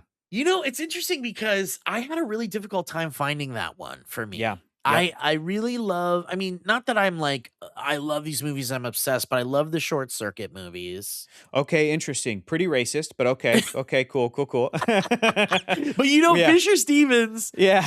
has since gone on Yeah. like a full tour of apology. Yeah. And Yeah. he even says that he went to India and Wow. inundated himself, immersed himself in the culture and Yeah. the people, and was like fully apologetic and was Yeah. like, I didn't know. And Listen, listen, it was a different time. I know, dude. You know what the solution is? They just need to remake it and actually hire a real Indian guy to be the star of Short Circuit, and then hire Yes. another Indian guy to pretend to be a white A guy. white guy. It'd be like maybe with even with some makeup, maybe with some makeup. Honestly, what That'd be you're so saying to funny, me dude. sounds Yeah. like Bollywood Short Circuit, Yeah. and I'm Oh, in. yeah. Yeah, yeah, yeah. I'm Absolutely. fucking I'm in. in. Okay, Short Circuit's a great example of that. Also, Super Mario Brothers, the live action Super Mario Ooh, Brothers yeah, movie. you lose me there. You lose me there, but I get it. think I it's get it. so good and bad. No. and- Yeah, yep, it's bad.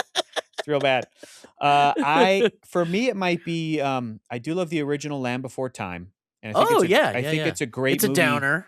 It's a downer for many reasons, but I don't know if it's like, do I love this because it is like an animated film that can stand shoulder to shoulder with like, you know, Snow White or Peter Lion Pan or King. Lion King or Aladdin? Or is it just like, I watch this and it's dinosaurs and it's, you know, You know what's interesting? We yeah, my friend group and I, our VR group. yeah, Our friend Ryan Faroki he's back here. uh-huh, His birthday just passed, and when for everyone's birthday in our VR nights, we let them choose a movie for us to watch. yes. And Ryan chose Spawn.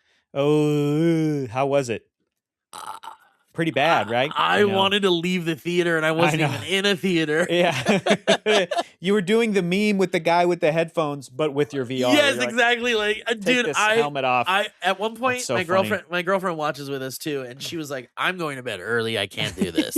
And at one point, I went to go talk to her and tuck her into bed or whatever, and she was like, "Just leave it going and come to bed and leave it on, and let my everyone else will gosh. fend for themselves." Oh my gosh. But like some sort of repeating message for Ryan. It's like from the movie hate Speed you. where you're like, really good. Like it's your avatar being like, really good every 15 minutes. Really good. And you're Dude, out. But you programmed great job, it to be right? like, It's good. yeah. Love this scene. Love this scene. Love this scene. Yeah. So anyway, but it was awful, and even Ryan was like, "Oh my god, I guess I did." Yeah. So we came up with a new series. Usually, we'll do this thing called the Hollow Wheel, where we put a bunch of Halloween movies on a digital wheel and we spin it, and then we watch a Halloween movie during October. I think we even start in August or September. You got to. And we go a little bit into December too, or Yeah. November. I think. I don't think we go Yeah. all the way to December. We go a little in November. Yeah. But anyway, so I was thinking, we've done the fucking Hollow Wheel for years and years and years. What if this year's Hollow Wheel we put movies we loved as kids and want to test them and want to test them out as Yeah. adults? And I think Land Before Time might be a good choice. Have to. Childhood a wheel is what it would The be. childhood o wheel. Childhood wheel. The wheel of dreams. The wheel, yeah, the child. I think another one I'd put there that I can defend. I think it is pretty great, but I'm also like, it's also my hit me in the childhood is a Goofy movie from 1995. Oh, that's a great movie. I think it's a great movie, right? So, but I'm movie. like, I think I'm just checking my own internal bias and going, I recognize where it hit me, but I still think it's good. But I recognize I might be wrong about some or all of it. But I'm. Yeah, no, I mean, I think it's a big chance. You take a big chance, especially because a lot of times you'll revisit a movie you loved as a child, as an adult, and then you watch it with people who are like, "Oh my god, this is awful," and then you feel like, well, fuck, maybe I should have just left this in the memory bank. No, it's okay, man. You know, I think it's good to confront that. Is that weird? This is psychology. No, not at all. This is therapy. This is a good way to look at it. I think it's good to confront something that you loved for whatever reason. Try and remember what you loved about it. I did this with the weird movie, the Adam Sandler movie Click a couple years ago. Wow. 2006 Click. I was one of the people. What made you revisit? Because I had a memory. I had a fond memory of it. I had a thing of and not only that, but also you don't mess with the Zoran. Oh, the Zohan. No, not the Zoran Mamdani. You don't mess with the Zohan. That was the character's name. Yeah. And I was like, did I think that was funny? I was like, I thought that was a funny bit, and I liked Adam Sandler in that. Did I think that was funny? Rewatched that. I was like, this is rough. It's like inappropriate. It's like offensively bad. So many levels. On so many levels. It's like geopolitically offensive. Right. It's like, right. It's offensive I was geopolitically. way off. Yeah, it's offensive and unfunny.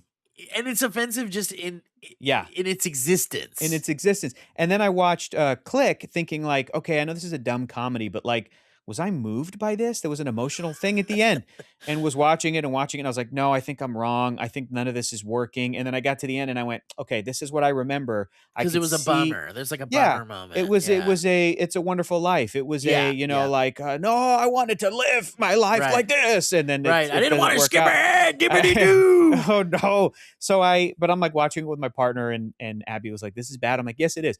But I think it's good because I can recognize, we can clock like what we did love about it, what it did for us. Okay. But I like being confronted with like, leave it in the past.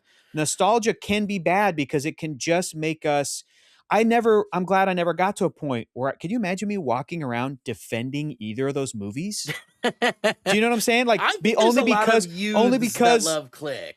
Okay, but only because it's like I haven't revisited them. I'm walking around defending you don't mess with the Zohan. No way, dude. Yeah, no one's on your side with that. No one's on my. So like, and then if people go, "Have you seen it recently?" I'm gonna be like, "No, I need to leave it in my childhood." No way, dude. Actually, you're right, because that's a bad argument. Because you're like, you know what? Then you're not facing the. You're not willing to look at this from a different perspective. You're not engaging with the material. You're not engaging with the art. You're not engaging with yourself. Yeah.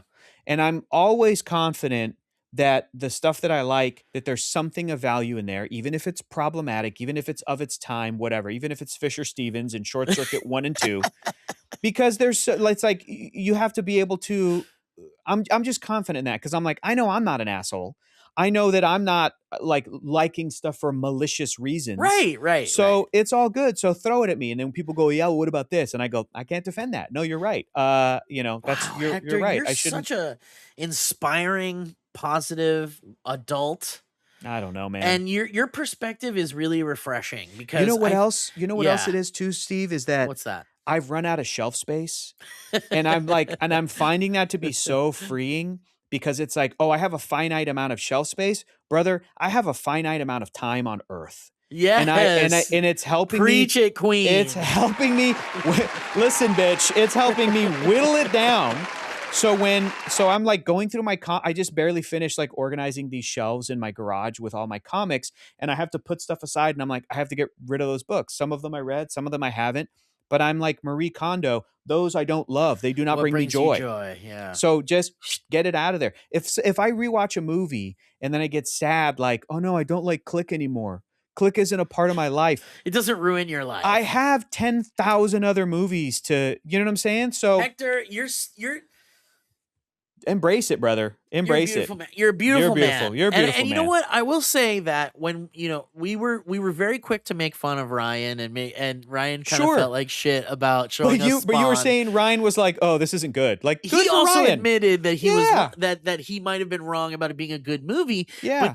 But he's not going to take back his feelings from his childhood that he has for himself.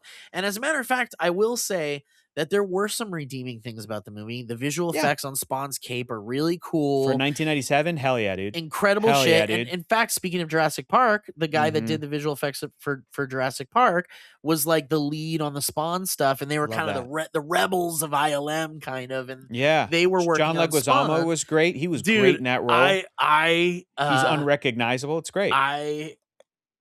Hated him. I love John Leguizamo. I think he's pretty great. Incredible actor. Yeah. But you were grossed wanted out. to rip my face off watching him do his thing. I want to do a video where it's like try not to laugh watching the scenes with John Leguizamo, and I bet everybody wins. Yeah. Oh no. So I think what I'm getting from what you've said about this, and in going forward with our revisiting childhood movies, and which I feel more confident in now because of what you said. Do it. I think that what we should do is even if everybody's like, I hate this and this sucks and fuck you for showing us this, and we should all still come up with good things. Yeah. Things we liked about it. You're talking about John Carter is what you're describing. Is what you're setting us up for. When we watch John Carter of Mars, the 2012 Disney, it's full circle. Be like, okay, I love Tars Tarkas. I love Willem Dafoe in this movie. Are there Gagus? Are there Gagus, or are they all CG creatures? Oh, that's such a great question. Because remember, Gagus are puppets. Yeah. They might all be CG. Okay. I'm like, right. even Woola is CG. That's okay. The Tharks. But we do like Gagus, and Mandalorian was chock full of them. Yeah, absolutely. What was your favorite Gagu? What was your favorite Gagu? Dude, I didn't think I was going to love those little engineer guys. They're so funny. But they're so... That's your big pipe or whatever. Okay. Yeah, big pipe, huh? Oh, dude, when they're all just... Good shot, baby. And when they're like... talking to each other and they're barely intelligible. We thought you were dead. Oh, yeah, okay.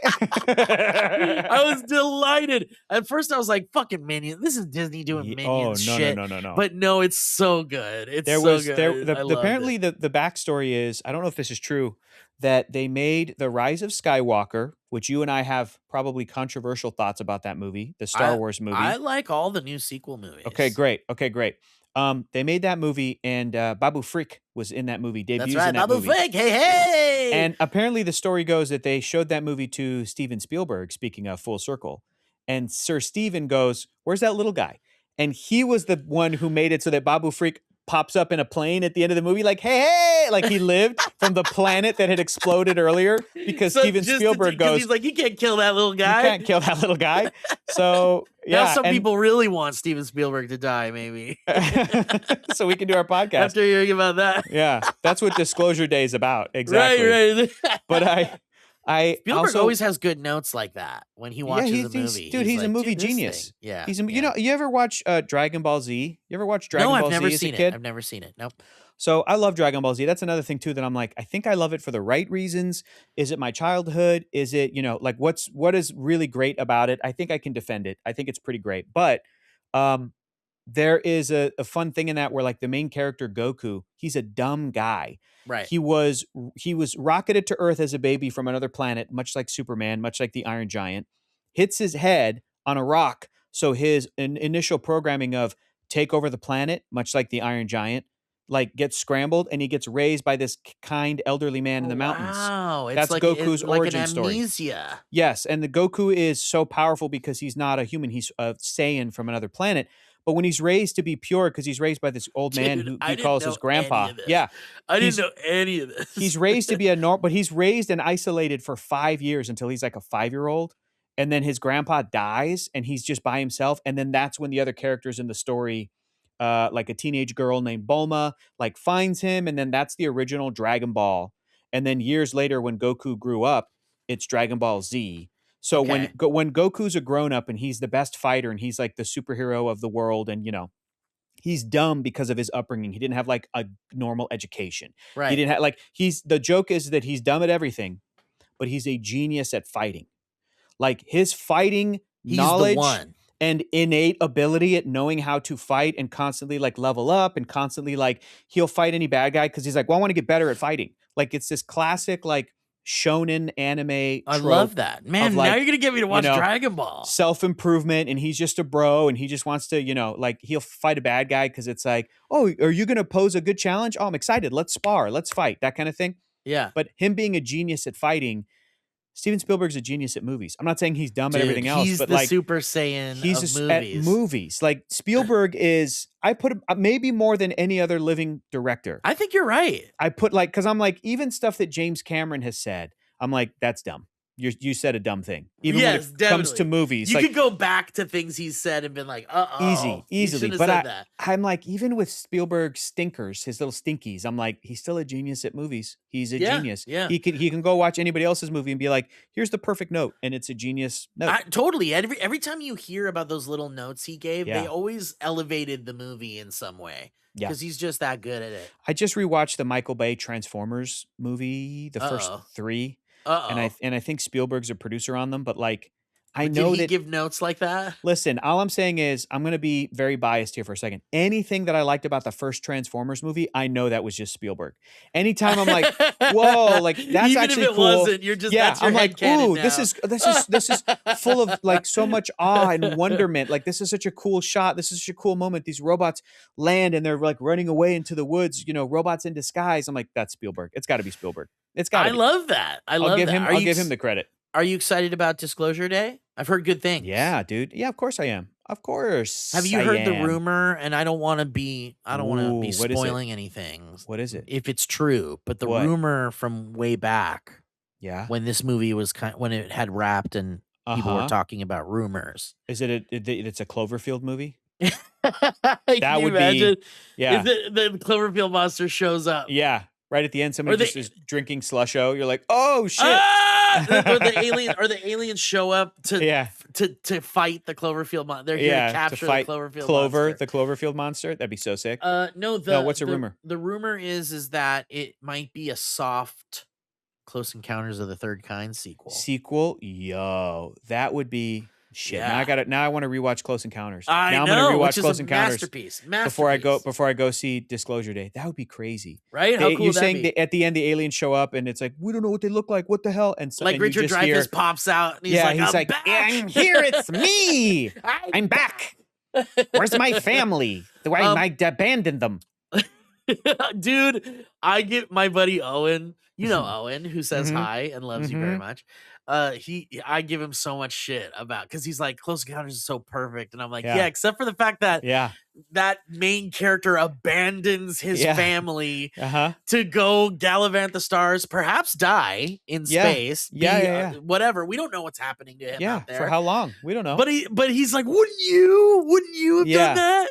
And I'm like, I don't know. I don't know, actually. Yeah. Depends on how much I love my family, I guess. I know. Could I describe to the aliens, I'm like, can you bring me back in a year? Can you bring like what's the time dilation here? Is it interstellar? If I spend a day with you guys, is it 40 years here? There we go. Yeah. I don't know. Yeah, that would be nice. Can I bring a couple people? Can you help us save the earth first? And then I go like, but it's like, can I bring my kids? And then you're like, well, shit, maybe I don't want to bring my fucking kids.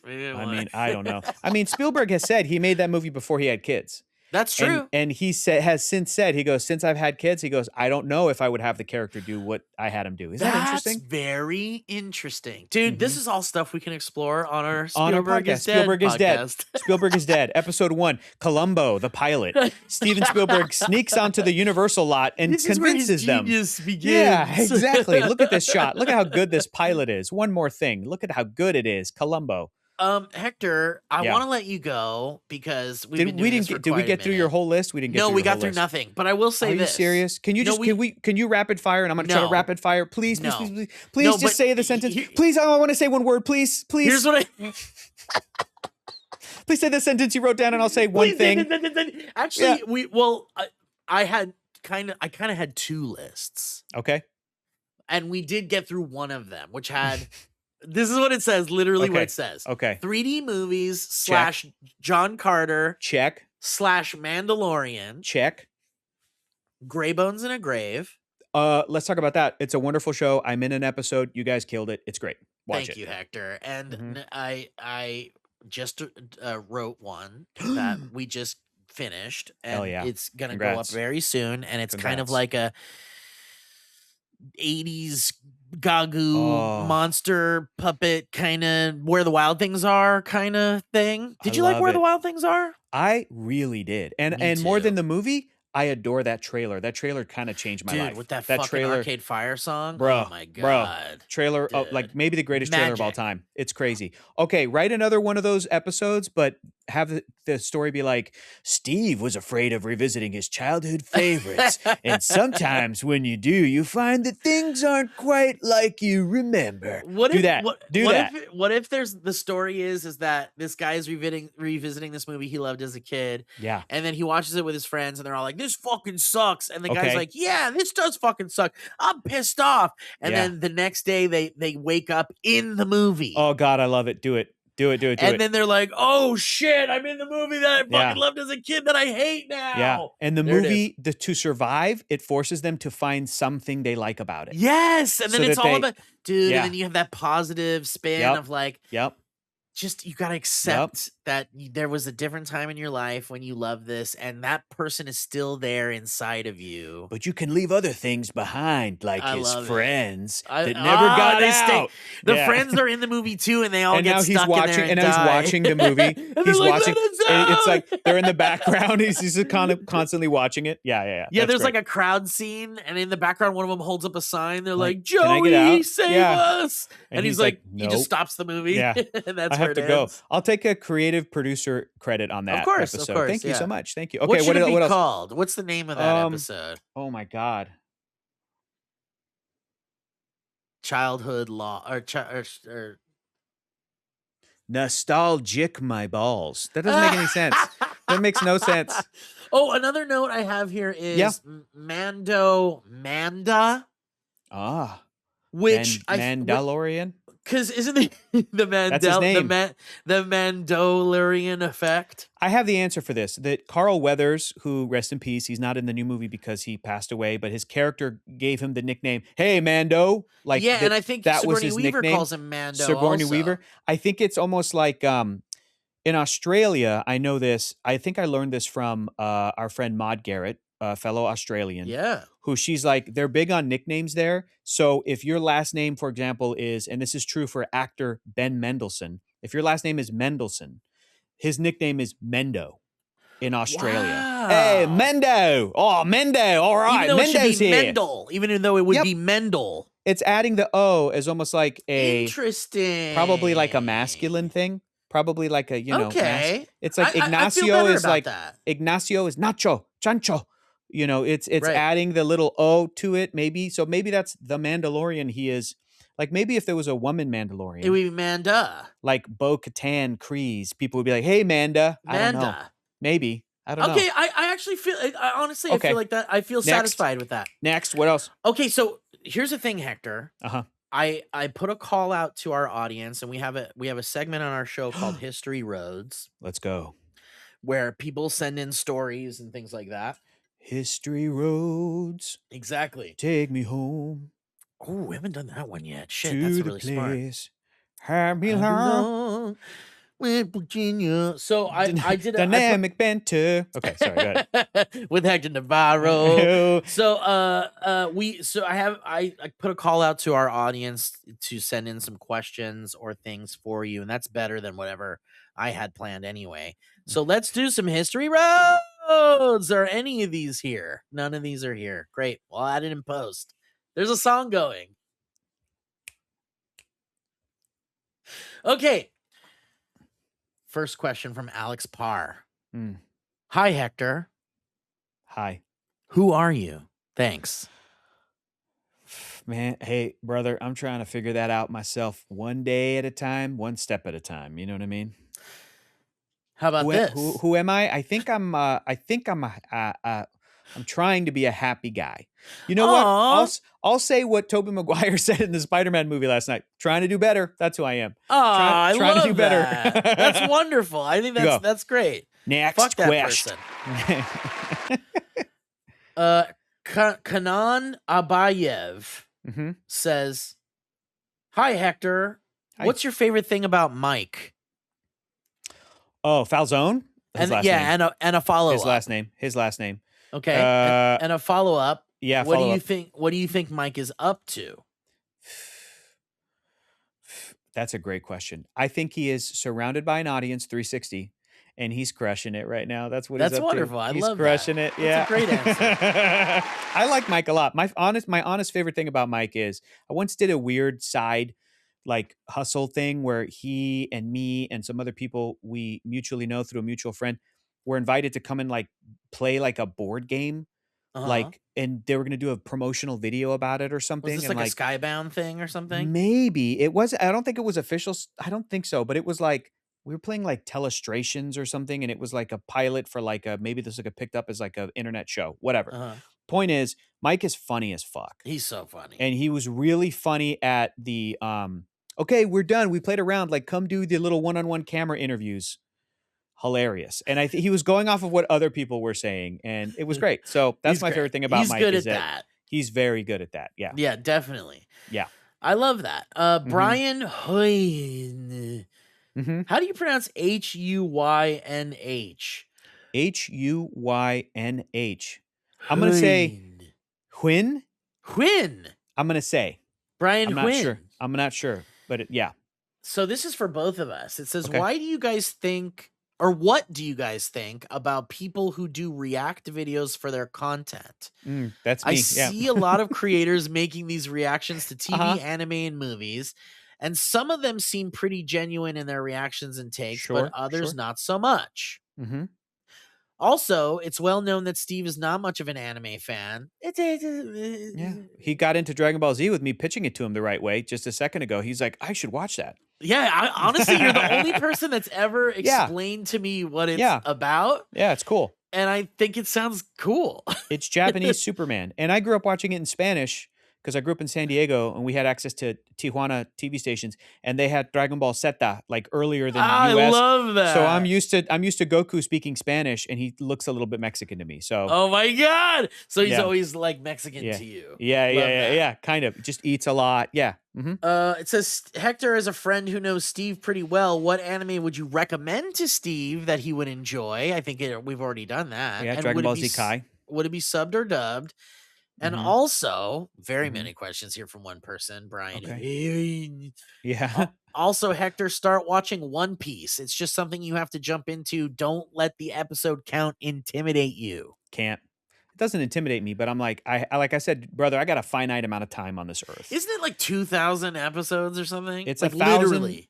and I'm like, that's cool, but I think I would rather spend time getting into or re-strengthening my interest and love in other stuff. Love that. I'm not trying to That's a like great blow that answer. off. Like, I'm sure it's a super cool thing. I'm watching the live action One Piece right now.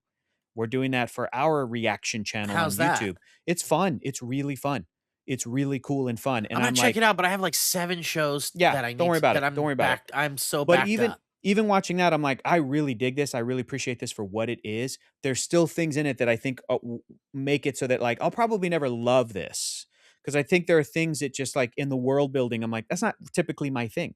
I Right. think I'm into other sci-fi, fantasy, fictional worlds. I'd rather just spend time with other fictional worlds. I still have like the IDW Ninja Turtles comic book to read, and they're at like Dude, hell yeah. 200 issues, and I'm like, I'd rather just do that. Like, but One Piece is great. I'm not going to watch the anime or read the manga, but it's great. Does the So show make you want to does the show no, kind of make you want to watch the anime? no. In fact, Oh, the wow. show, even though it's very good, I just feel like I'm getting it, and it's kind of You're already watching it. and it yeah, but not to say that I think live action is better than animation or manga. I don't. But I'm saying it's like it's presenting it to me where it's like imagine this. You watched Mando and Gagu.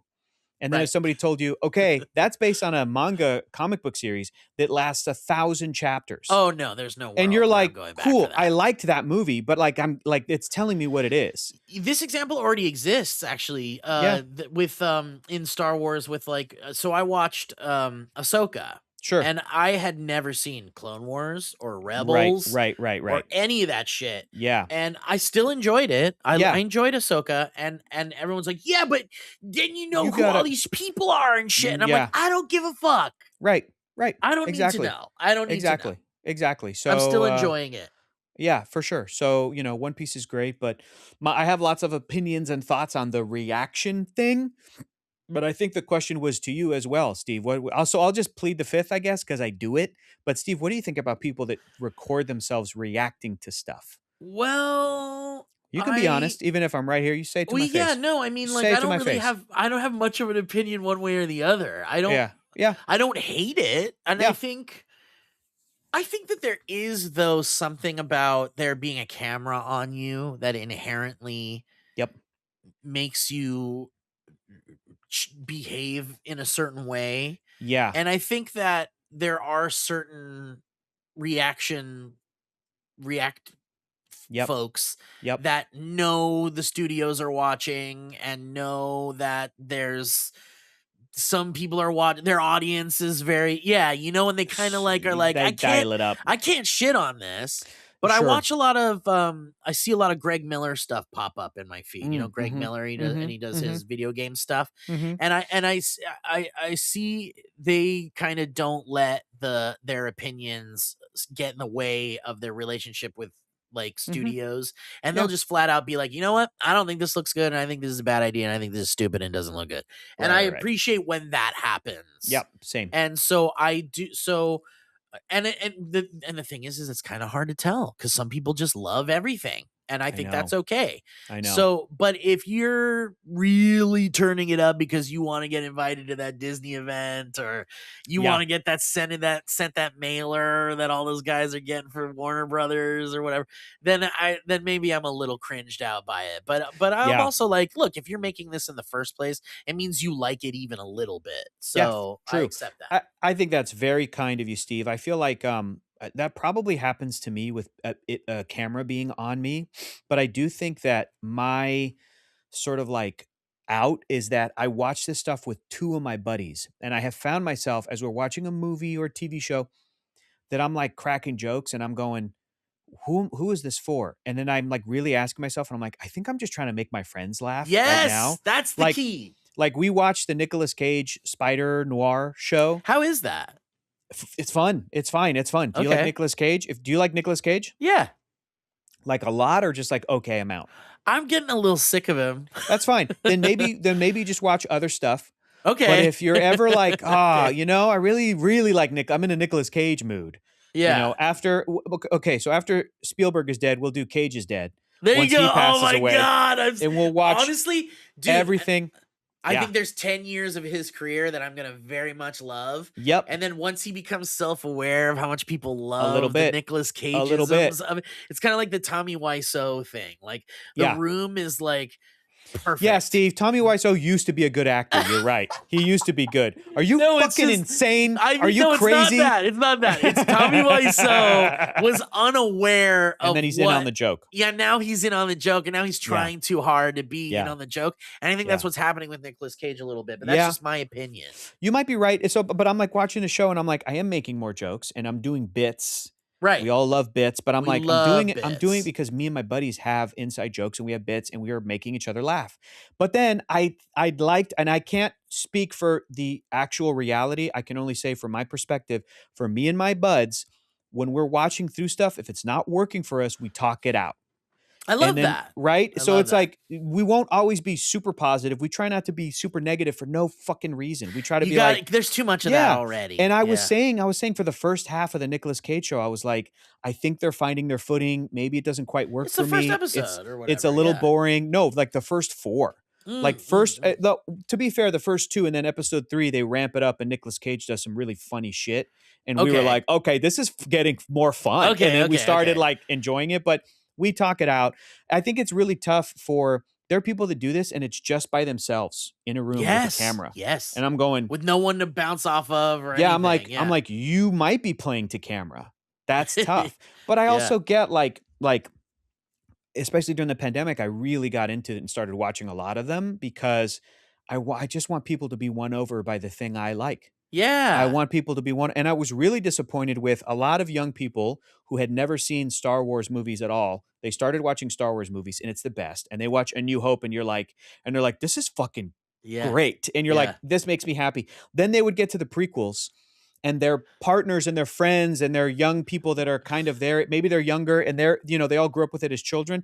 All their people in their lives are like, they're watching it. They're like, okay, everybody tells me this is great. And they're watching Phantom Menace, and they're like, this is great. Like they get there. Then they got to the sequels. They got to like Force Awakens, Last Jedi. Yeah. And they're sitting there and they're like, everybody in my life told me this was bad.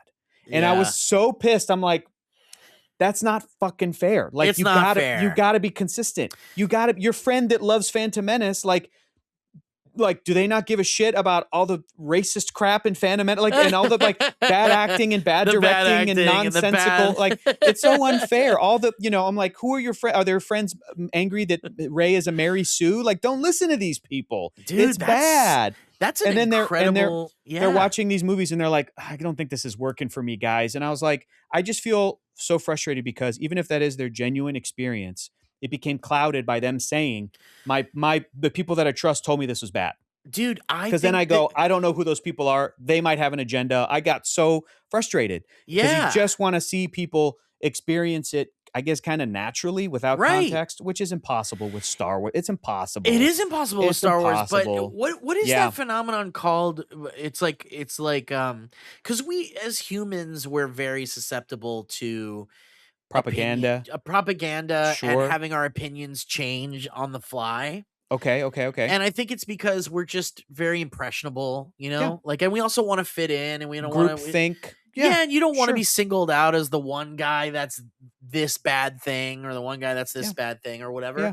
And a really good example of this, I love that you're talking about this. I just got done rewatching and showing Game of Thrones to my girlfriend. Interesting. Yeah. And did you watch Game of Thrones? No, but you're going to talk about the ending without context. How did she respond? So she loved it. Yeah, interesting. She loved every minute of it. And I watched it when it was airing. Yep. And I watched all the way to the finale. You heard everybody Dude, I was talk part about of it. I think we did reviews on SourceFed way back in the day. like reviewing the episodes, watch-alongs and shit like that. And I remember being just as disappointed as everybody else was and feeling the frustrations everybody else felt too. And then I warned her that Mhm. the quality will dip in the Mhm. show, and I Mhm. warned her that we're gonna get to a point in the show where it might suck a little bit. And And she's I looking to said, you and she's like, "When's that gonna happen? When's that gonna dude, that's happen?" exactly Yeah. what happened. Yep. And we all the way to the end of the show. Yeah. And she's like, when did the bad thing happen? Yeah. When is it bad? And you were like, And I "Did you was see like, did you see the Starbucks cup?" And she's like, "No, you psycho. What the fuck are you talking about?" dude, and I'm being gaslit because they probably removed it already from every Oh, future digitally? copy of the Maybe, show. maybe, maybe. But I also rewatched it without all the buzzing of Yeah. people in your ear telling you it's Yeah. bad. And also, I think that a big factor with Game of Thrones and probably with Star Wars too is that there's so much of a time gap between when seasons happen and when Mhm. episodes happen, and you're left on Mhm. cliffhangers and you have to wait, and your anticipation is building for something as good and as big and awesome as it was. And then Mhm. by the time you watch it, you're like, well, this doesn't live up to my expectations. And I waited Mhm. a whole fucking year and a half or 2 years sometimes for the Mhm. conclusion of this fucking show. And now I'm pissed off. I'm going to go to the forums. Yeah, that is what I'm upset about. Yeah, I didn't see that was something I'm. Sure, And so sure. Haley was completely Yeah. separated Yeah. from the court of public Have opinion. you seen people, young people especially too, like watch Lost recently and have the same No, experience?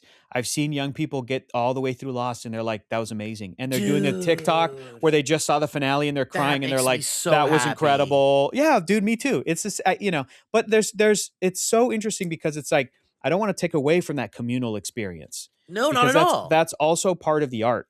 However, there is, I think we have to like recognize that the internet is built for negativity.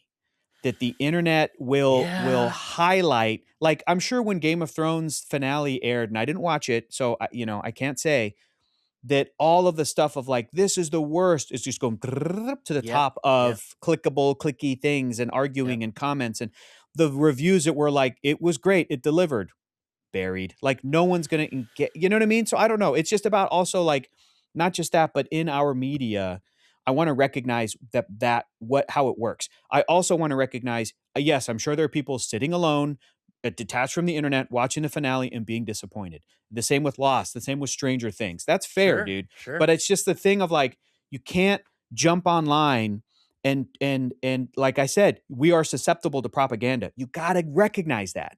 You're not immune to it. It's So like hard to, yeah, like how do we teach people about that? It's hard it's to it's teach that. in a world where Donald Trump was elected twice, you cannot tell me that Americans are impervious to that. So there's I something, so know. even if you're, well, I'm smart, I'm a liberal, I'm on the left, I'm a leftist.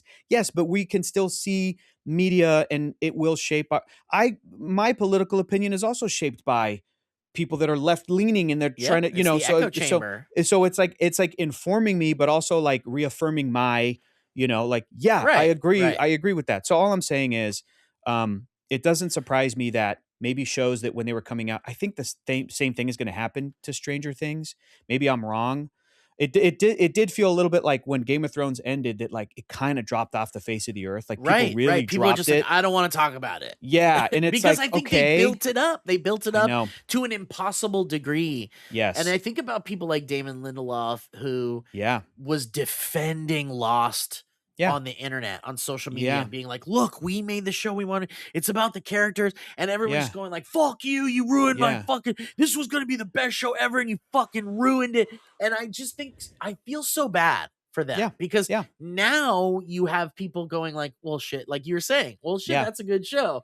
Yeah. And it's like, motherfucker, I tried telling you that shit way back in the day. But everyone was just piling on the Yeah.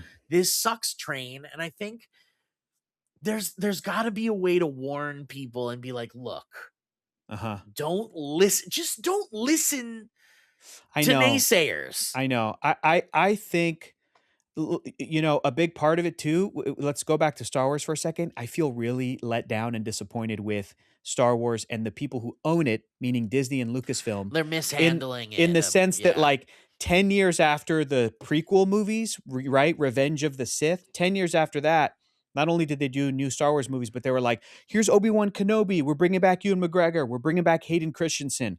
All the prequel stuff that you love. We're doing another season of Clone Wars. We're doing The Bad Right. Batch. We're doing Maul gets a show. All the Clone Wars, all the prequel stuff that you love is still here and valid and relevant.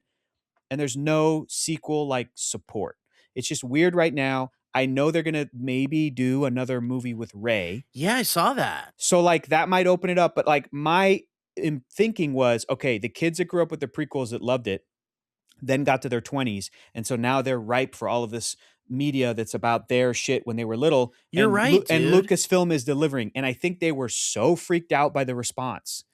I think partly because the third movie in that trilogy doesn't work. I get it. There's It feels parts of that. disconnected from the others. For There's sure. parts of that you go, this isn't as cohesive. I get that. However, they threw out the baby with the bathwater. I think they were so freaked out by the angry, oftentimes, in my opinion, unreasonable response to those movies, an inconsistent, unfair response, that they were like, well, were we going to do like a Poe Dameron show? Right. No. Were we going to do like an animated Kylo Ren? No. Let's not do anything sequels. So now 10 years after The Force Awakens, it's we like, still have hate on The Force Awakens. Yeah, because you didn't give that, you didn't like. That is so well thought out and well said. And I think it's because of the response to the internet, but I also think because the internet they were looking at were places like YouTube and Twitter and Reddit, when it's like, dude, now that shit is run by white supremacists. Like, can't, like, and the hate just goes up to the top, and it's all you see. But all of this I'm trying to say with also saying, like, not that this stuff doesn't deserve valid criticism. For sure. We gotta have a place for that too. I'm not trying to make you feel bad if you're like, Rise of Skywalker didn't work. Yeah, I get it, dude. But there's also people who think black people are inferior, and they're just as who think women are inferior to men, and they're just as loud about the movie for the wrong reason. So you can't you don't want to be next to them. Right. Being like, I didn't like this. And some other guy's like, yeah, and Mexicans. You go, no. But we have to recognize that that's how the internet works. So I think Stranger Things will be better received years from now, when new audiences will get to it. I don't know. Because people were dogging on that season. They're like, this is the worst season. And I was like, I just rewatched season 4 before it. I'm like, I think I remember seasons 1. My opinion, maybe I'm wrong, is it like the people that were saying that, I'm like, yeah, you're 20 right now. You were 10 years old when season 1 of Stranger Things came out. You have a developed brain now. Right. You were 10, and the same problems probably exist in season 1 of Stranger Things. For sure. But you were 10. Or I was, like just enamored by it. I was so in love with it. Go back and and watch. Most people don't go back to rewatch shit either. I know. Which I understand. It's daunting, and you've already done it. So, why go back? So they're critiquing the most recent season, based on your memory of season 1, which is a perfect show.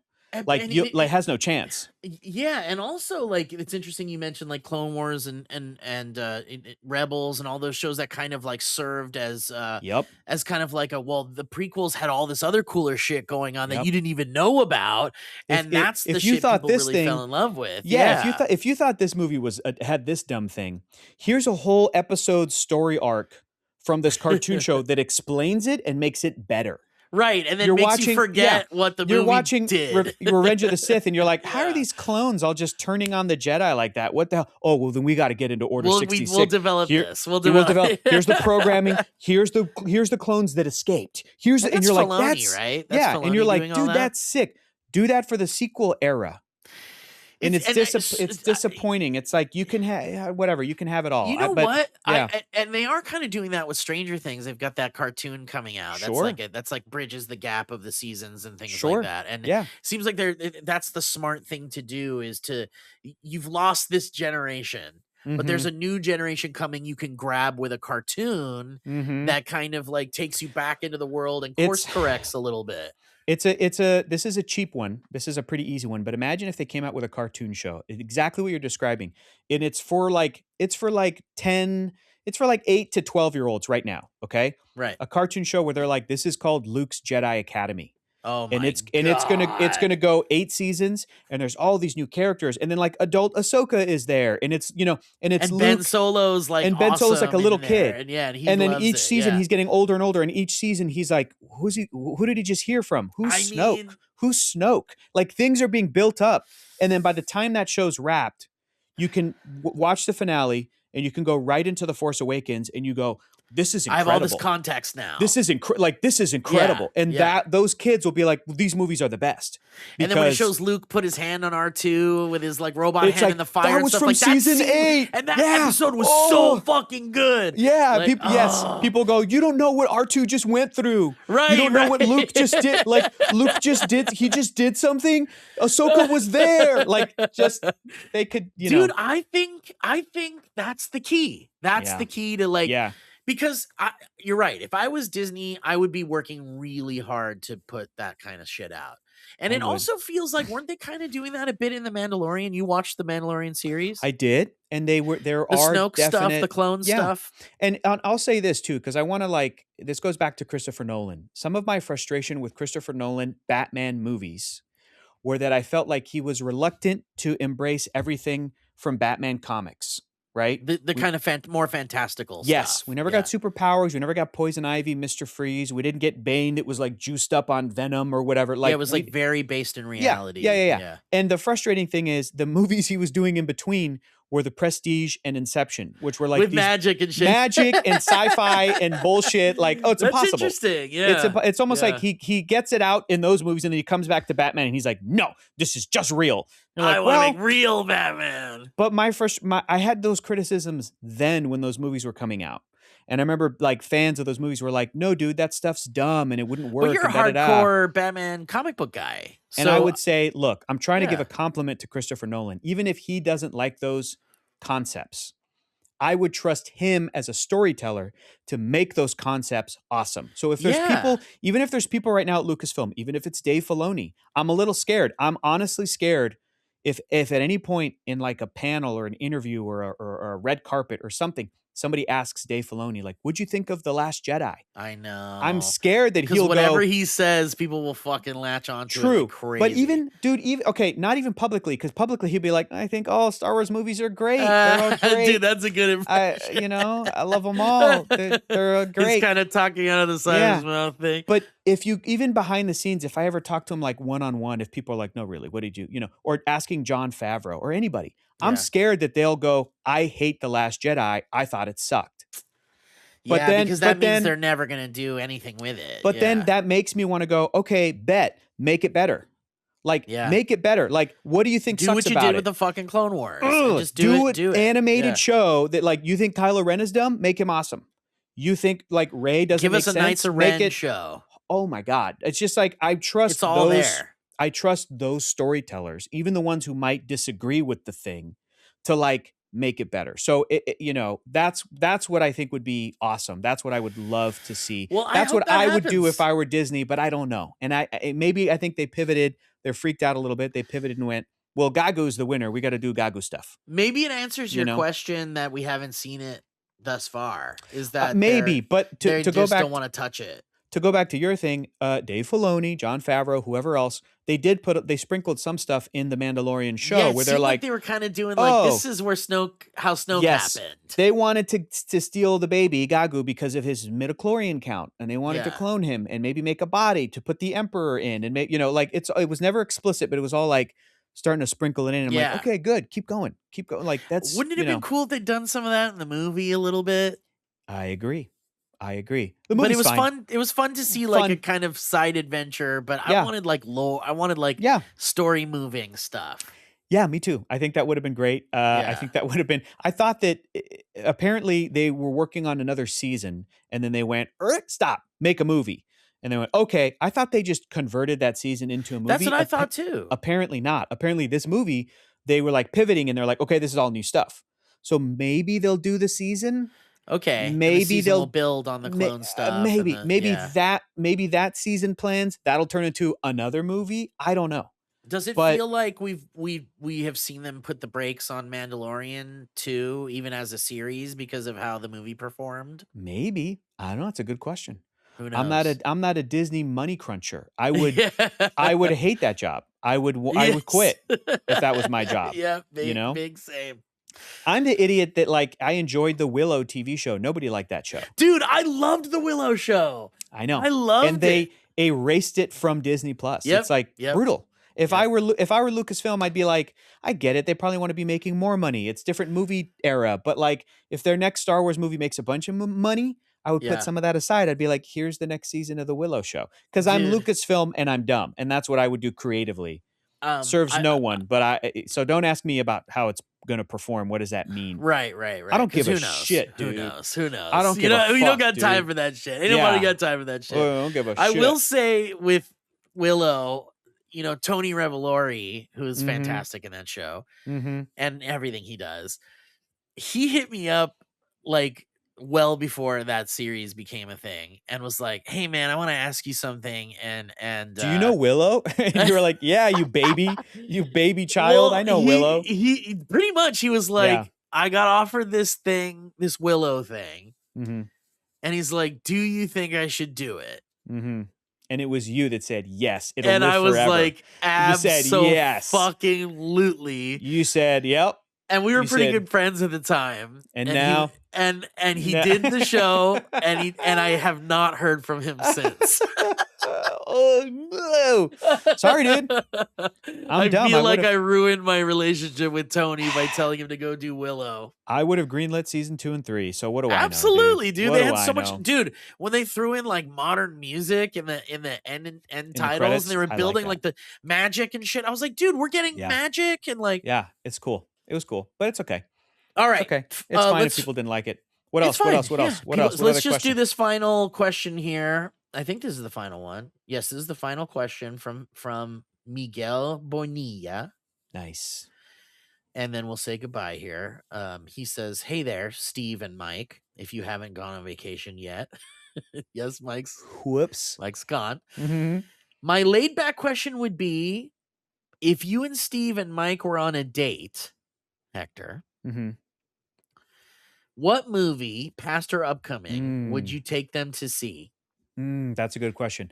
I would have to cater it towards Mike. I'm sorry, Steve. I think you have to because I'm way easier. Yes. Mike is so tough with movies. Yes. It's very hard to get him to go see a movie, and I get it, man. I mean, he values his time. I think it would. What movie would I pick? I think I'd have to pick a movie that's like action, very funny. Yes. I feel like it might go. I might go a little bit of a throwback. I might go Die Hard with a Vengeance. I think would keep his attention. Sam Jackson that would be style. So fun. Fun? The three of us watching that movie? That would be so fun. Yeah, I think that would be it. I would like to take you guys to see Nirvana, the band, the show, the movie. Oh, great. That's a good choice. Just to see, because it would be a crapshoot. There might be a chance that Mike's not into it, which is fine. Another one I might do is 21 Jump Street or 22 Jump Street. Oh, dude. 21. Yeah. Either. Yeah, double feature. What about Men in Black? I want to see Men in Black with you and Mike. Ooh, the first one is a classic. The first one, yeah. Perfect movie. That would be so great. The second and it's also fun. short. I like Jermaine Clement. That first movie, Men in Black, it's like 89 minutes, bro. Oh, perfect. Oh, isn't that amazing? God. So Mike is in and out, and he's on with his life. Dude, like that's like, dude, bring back 80-minute movies. Let's go. I'm ready. I'm sick of these 2-hour movies. And then a serious question. Okay. What is a memorable interview you carry with you, and how do you feel about Dynamic Banter being your new favorite show to be on? I felt that way for a long time. Dynamic Banter is the best show ever made. It's my favorite thing I've ever done. Professionally, personally, spiritually, and emotionally, and religiously, and sexually. It's my favorite thing. Love that. An interview. That's a great that you carry with you. Oh my God. I've got my answer. Go. Yeah. Go ahead. What is it? Way back when what movie was it? Something Edgar Wright and Nick Frost and was it Simon At World's Pegg. End? That's what it was. It was At World's End. The World's End, yeah. They were doing a press junket, and I got to interview them, and there was like a fucking 2-hour interview that got cut down into whatever ended up going online. I think the long one went up too, but it's no longer searchable. But I think the shorter one is still online. Damn. But I got to sit down and we talked about them. I was like, dude, it's funny because I asked Simon Pegg, and I was like, everybody in the room, what is the prequel? Why do the prequels suck? And do you feel like the prequels suck? And why do the prequels suck? And I got like a whole fucking succinct answer out of them, and it was so great. And that was a great interview, and I love it. I cherish that interview. And since then, Simon Pegg has been very publicly like, I don't want to talk about Star Wars stuff because like he's like, I don't want to be like a hater, like I don't want to yuck somebody's yum.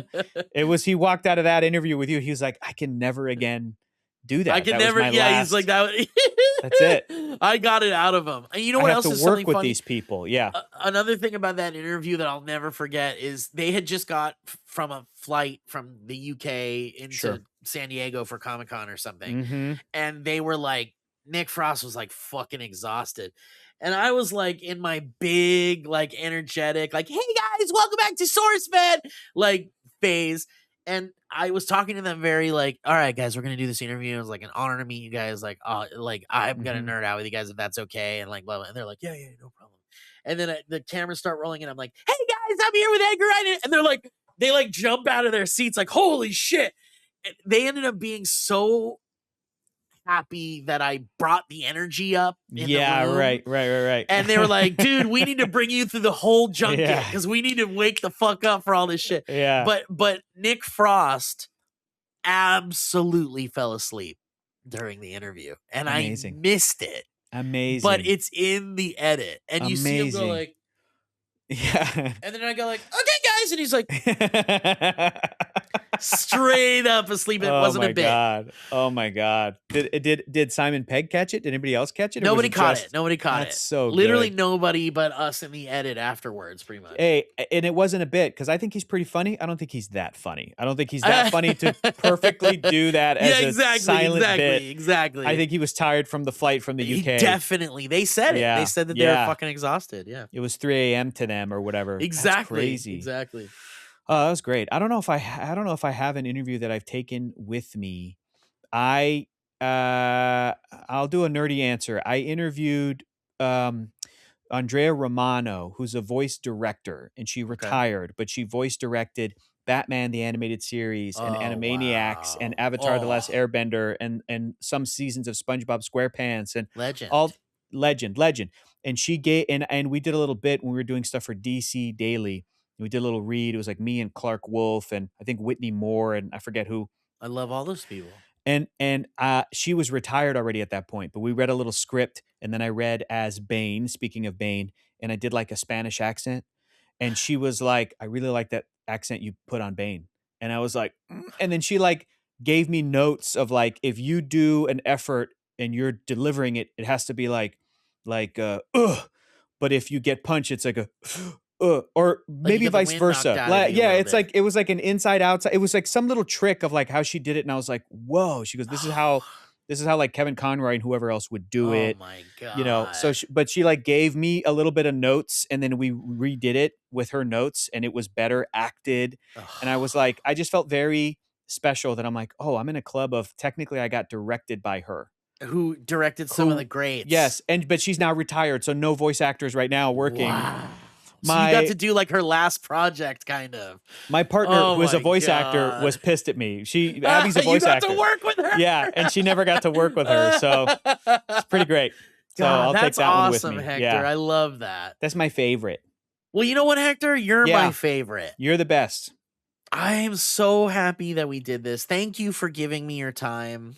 Thank you. I feel better. I feel lighter. This was like therapy. This was like me going through my checklist of bullshit. This was fantastic. It's just really old great. friends catching up and having a good time and nerding out about shit. And you know, with Mike around, I don't really get too much of an opportunity to fully nerd out about movies and stuff, which is fine, you know. Yeah. And there's a time and a place for everything. But so it was really awesome to get a chance.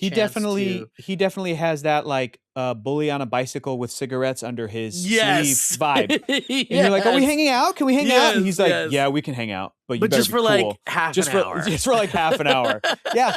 So that's fine. That's fine. I got shit to do. Yeah. But you know, and he nerds out about his own shit. So you know, and we also nerd out. I mean, and look, even if he's not super into a nerdy topic, I'll just fucking go off and he'll just be like, all right, you like this shit. So all right. And that's why it's called Dynamic Banter. Exactly. Mhm. So, dude, so glad I finally got you on this show. We're going to get you in that studio. Oh, I'd love to. We're going to get you with Mike, and you're going to feel the sexual tension with Oh Mike my as well, and God, you're not I going to be can't able to wait. handle it. If you guys also bring out a puppet, oh my God, I'm gonna be Oh, so well, turned on. dude, I'm gonna be so turned on. I'm sad I didn't grab a couple of puppets on the It's way okay. out before Mike closed up the studio for It's the okay. next months. That's all Yeah, right. well, but I'm sure there's a few around here somewhere. Yeah. Hector Yeah. Navarro. What a Yeah. legend. I'm Oh my so gosh. honored to have you on the show. I'm coming over to watch fucking John Carter of Mars Let's do at it. some point. You got it. In fact, I'm coming over right now. Let's go. Come on over. I'll be there in about 45 minutes. Yeah. Does that sound good? Sounds about right. Sounds good, buddy. I'll set it up. We'll be ready to go. Thank you, Hector. And You're welcome. anything you want to plug? You're doing your Heroes Reforged Yeah, stuff. just check out Heroes Reforged. We're on YouTube, and then follow us on the Instagram and TikTok and shit, and that's where we're at. Love that. Thank you Please so follow much. this man. Thank you for bringing also a positivity to the conversation that we kind of forget that it's nice to end on kind of like a but there's a nice thing to say about it too, and it's nice to be reminded about that and to have that too. And thank you for bringing that to the show today, Welcome. Hector. So welcome. So welcome. You're such a great man. You're a gentleman and a scholar, and I love you and I appreciate you. And we'll have you back on soon. All right. Thanks, Steve. All right, everybody. Thanks for watching, and we'll catch you next time on the summer edition of Dynamic Banter.